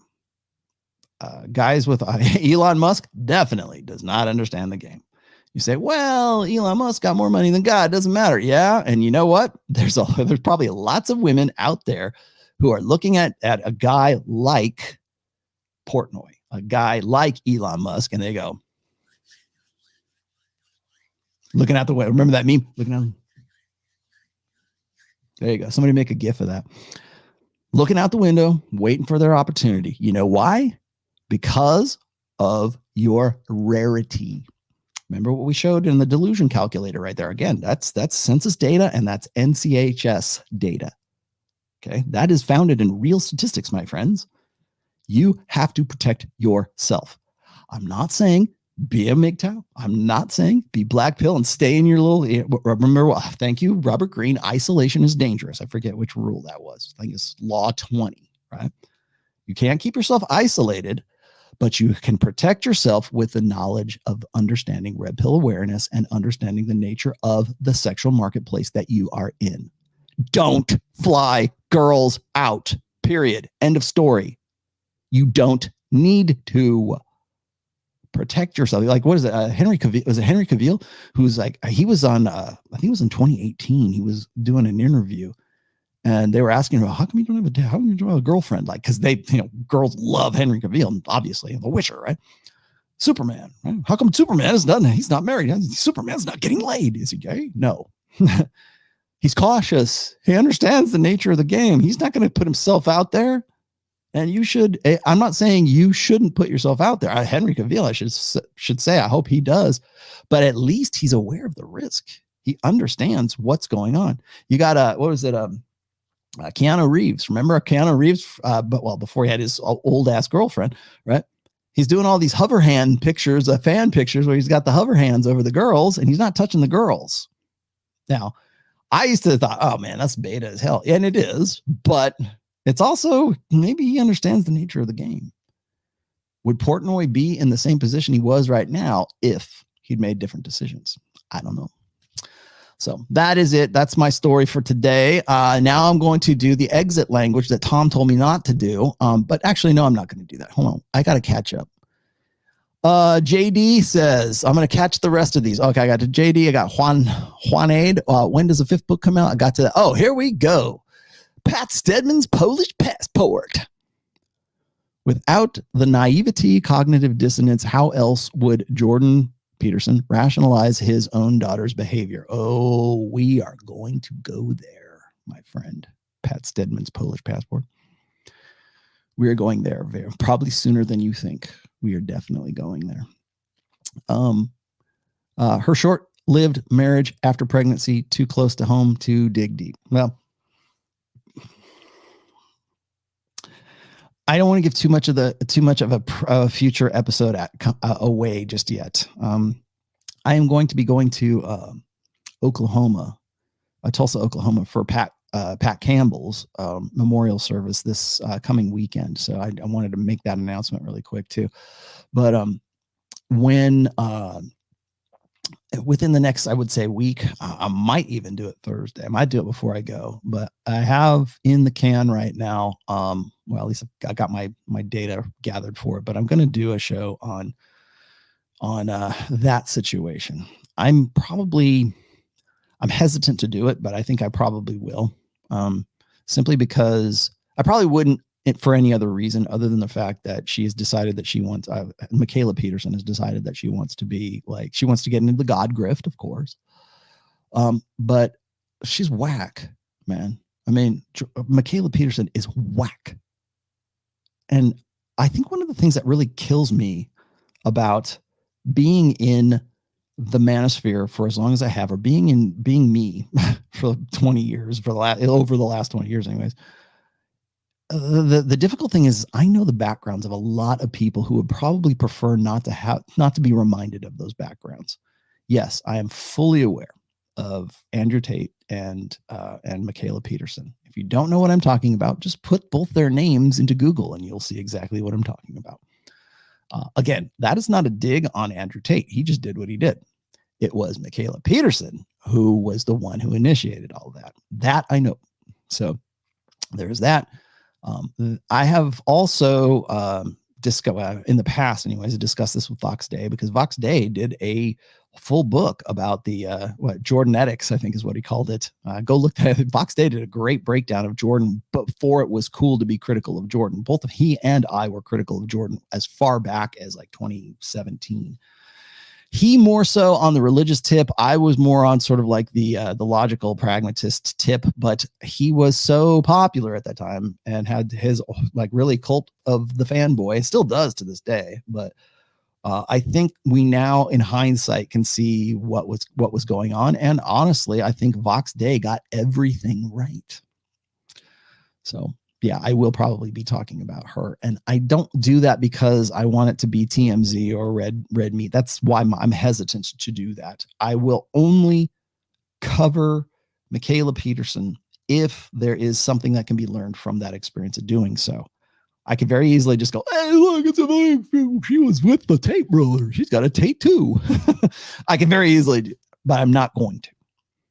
Not the least of which because I like Tristan Tate, that's the brother of Andrew, of course, but also because is it pertinent to what I'm talking about? Probably not. I mean, it's red meat for sure, but if I can illustrate an example, a red pill aware example in the process, then yeah, I will. So, but yeah, I'm aware of the video where she's like, oh, I'm going to be a Christian. So I'm 29. Time for me to get right with God. 29. She go look it up. 29 years old. I decided to start praying again. I'm sure you have. Again, it's not that I doubt the sincerity, although I do, but it's not about that. It's the convenience of the timing. It's always a time. When it comes to the epiphany phase, by the way, it's not that I doubt the sincerity. It's that I doubt the convenience of the time. That's why. Rollo, what are your thoughts on men who subscribe to a woman's OnlyFans? Thoughts on men who subscribe to OnlyFans. Also, you didn't read my other super chat. I didn't. Did I not? Where's your other one? Put that other Sam, if you can put that back for me, I'd appreciate it. What are my thoughts on men who subscribe to a woman's OnlyFans? Okay, well, again, as I've said several times, also on Fresh and Fit and on this show, is like the reason why guys get addicted to subbing to OnlyFans is not the sexual nature of OnlyFans. It is the interpersonal relationship, or the idealistic or idealized interpersonal relationship that they think they can have virtually through OnlyFans.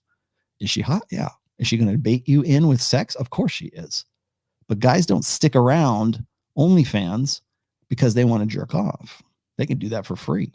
What's the appeal then? Well, there's something else there. As I said before, guys who get hooked on OnlyFans have a deeper problem. And I don't mean that, psychologically in a bad childhood. I mean that it's safe. It's a buffer.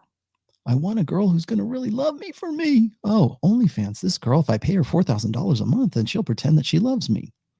Yeah. If I can suspend my disbelief, then it makes it worthwhile. That's what you're really doing, is you're suspending your disbelief. Excuse me. Tycho 813. I saw the title and immediately clicked. Thank you for that. On the video, already knew it was gonna be good. Gonna be good. Yes, keep it up, Rollo. Thank you. I will. Dean Myers, here you are again. It's incredible how much society projects the opposite of what is actually going on. Just the social robots and performance arts that you mentioned earlier. Yeah. Okay. Now, again, I'm not I know this is after the fact, but I'm not coming down on, certainly not Steven Crowder, because he's funny as hell. And I think his intent is in the right place at the very least. maybe I'm coming down a little bit on Jordan. Certainly the roommates, certainly Ruslan, certainly Matt Walsh, certainly, and again, it's not that I don't think the intent is not there. They want to help. They even Ruslan, as Ruslan is, he still wants to help. The intent is good. It's just they have a very like preschool understanding of intersexual dynamics and as well as what's really going on. And when they don't have the information to go on, or maybe they have very limited like golden penis information to go on, they default back to old order 20th century thinking. This is the way it should have been. So let's operate in that context or in that paradigm. And they don't realize that they're doing it. That's the difference between me and them. And I hate myself sometimes for that. I really wish I could go slip back into that because it's much more comfortable. It's much easier to dismiss shit like seeking arrangements and shit like sugar babies and shit like I see every day on accountability shows, every day on Twitter, every day people send me something else. It would be great. God, I wish I could do that. I wish I could just go, you know what? Well, they're just not living right according to 1986. What was it? Somebody sent me this. I forget. No, it was a comment in one of my it was in the Matt Walsh show. Tradcons are busy at work trying to solve the sexual marketplace problems of the 1950s. Yep, I couldn't have said it better myself. That is absolutely what's going on. It's like they take 21st century problems of intersexual dynamics and they try to cram it back into 1975, 1985, 1995, right? Because that's, if this generation had any sense, they'd go back and try to do the right thing. Well, what's that? Well, that's what we did in 1986. Oh, okay. You don't understand the nature of the problem. You don't understand the nature of the globalized sexual marketplace right now. You don't see what's going on, and you have no incentive. I hate to come down on these guys, but they have no incentive to even find out. I talked about this on Andrew Klavan's. I did an episode on Andrew Klavan talking about exactly the same thing. Oh man, ain't living up. They need more responsibility, and then the little ladies will fly straight. Yeah, in 1955, maybe. Not now. They have no incentive to fly straight. Why would they? They're making money hand over fist from golden penises. They have no incentive whatsoever. No incentive to change divorce laws. No incentive to change marriage laws. No incentive to change anything about the nature of interpersonal, intersexual relationships between men and men. None whatsoever. But we have to find some way to explain this. Well, okay, let's put it back into the 1980s, 90s, even early 2000s framework and see if that works. Yeah, that's a good show. See you guys next week. Bye. You've contributed to the misinformation. You've contributed to the confusion. Hafiz, you don't know what you're talking about. Jordan Peterson, you have no earthly idea of what you're talking about. Like from an evolutionary psychology perspective, yeah, you can fall back on some of that stuff that you heard from Brett Weinstein or maybe even Gad Saad or whatever else. But dude, you don't have the lived experience for that. And second of all, you're the only real third-hand knowledge you have is coming from your daughter. So again, take it for whatever it's worth, but forcing your understanding of 21st century problems back into 20th century boxes, things that should work, is not going to work. You have to go forward. You have to think of something else. Let's see. Isaac, I got to you. David G, thoughts on the elimination of the tampon tax? Oh, is that the one that's in Minnesota? Article I sent you. I think that was the one. Yeah, tampon tax. Great, awesome. What's the chick who's the governor there? Can't remember her name. She was just, it's okay, whatever. Do I get a condom discount? No. What about, can I get a discount on prostate exams? Can I get a discount on my, I don't know, whatever, male problem. Can I get that too? No. Well, all right. Well, fuck it.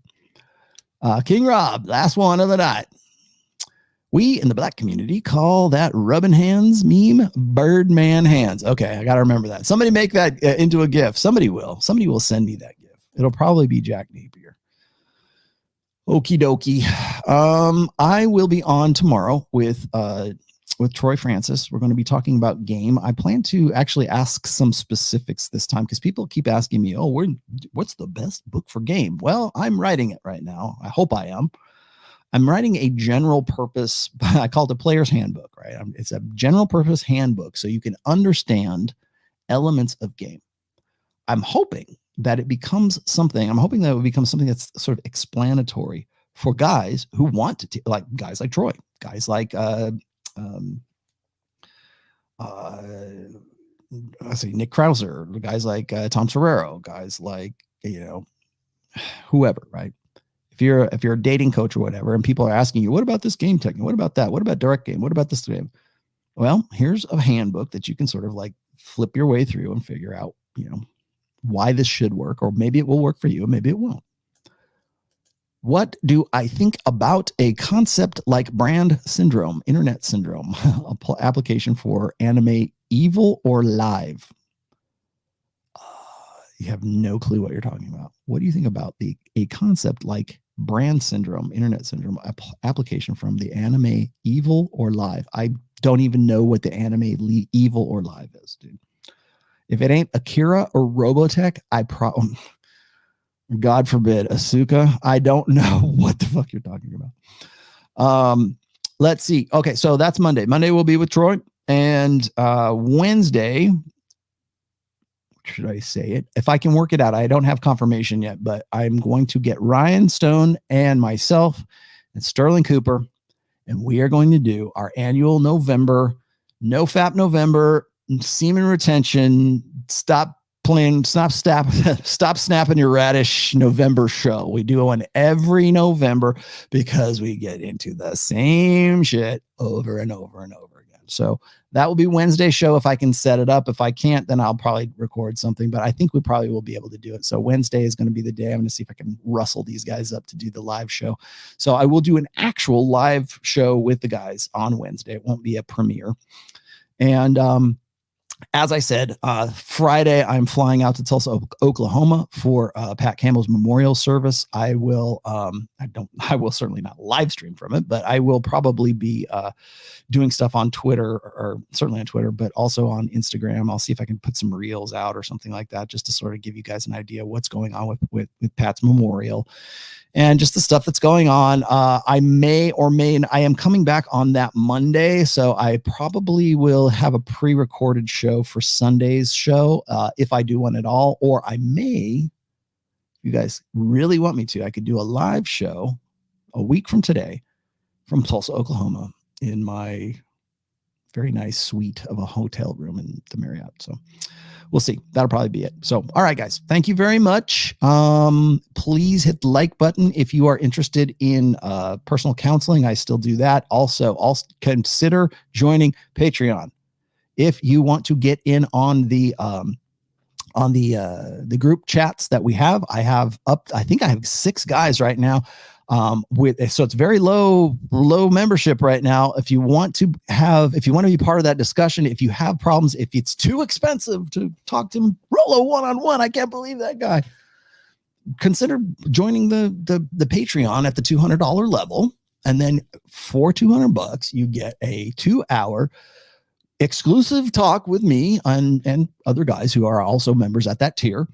And we talk for 2 hours, and it's whatever you call it. Basically, you tell me what your problems are, and I'll give you the analysis. And there's other guys in that chat that will also give you their breakdown too, or maybe they thought of something that I didn't. Right? So it's the dojo. I should call it the dojo, the Red Pill Dojo. So everybody gets together one. Usually it's Wednesday, right? It's a midweek, and it's in the middle of the month. So probably, what day will it be this month? I'm gonna say, well, I can't do it next, so it will have to be the 18th. It'll probably be the 17th or the 18th of November for that. So So do consider that if you're looking for counseling. Thank you for supporting the show. Thank you, Torsha, for being in there. Thank you, Sambata. Thank you, Sashimi. I don't know if Sashimi. I don't know if he's in there or not. I have a lot of travel itinerary. I have a big interview coming up in December. I'm not going to say with who, but it's a big deal.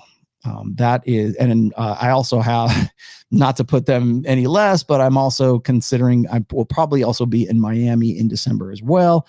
So I've got 2 things coming up then. And then also in January, I will be at George Gammon's Rebel Capitalist Conference in the first weekend of January. That is in Houston. If you want tickets to that, if you want to meet me there, I'm going to be doing a sort of an impromptu workshop there as well. So if you want to hook up, you want to talk to me, whatever, I'm going to be there. It will be, I believe, the first weekend in January in Houston, Texas, the United States, assuming we'll still be united. And that is something I'm actually looking forward to. So I'm out there at that time. And so I've got a lot of travel plans. And then at the end of January, I will be in Cape Coral, Florida. I'll tell you about that later too. So anyways, that's me. I'll talk to you later. The book 5 is in second rounds of edits. As soon as I get off my ass and I'm done here, I will probably have something to tell you about it by Wednesday. So keep in touch. Love you guys. I'll talk to you later. Bye.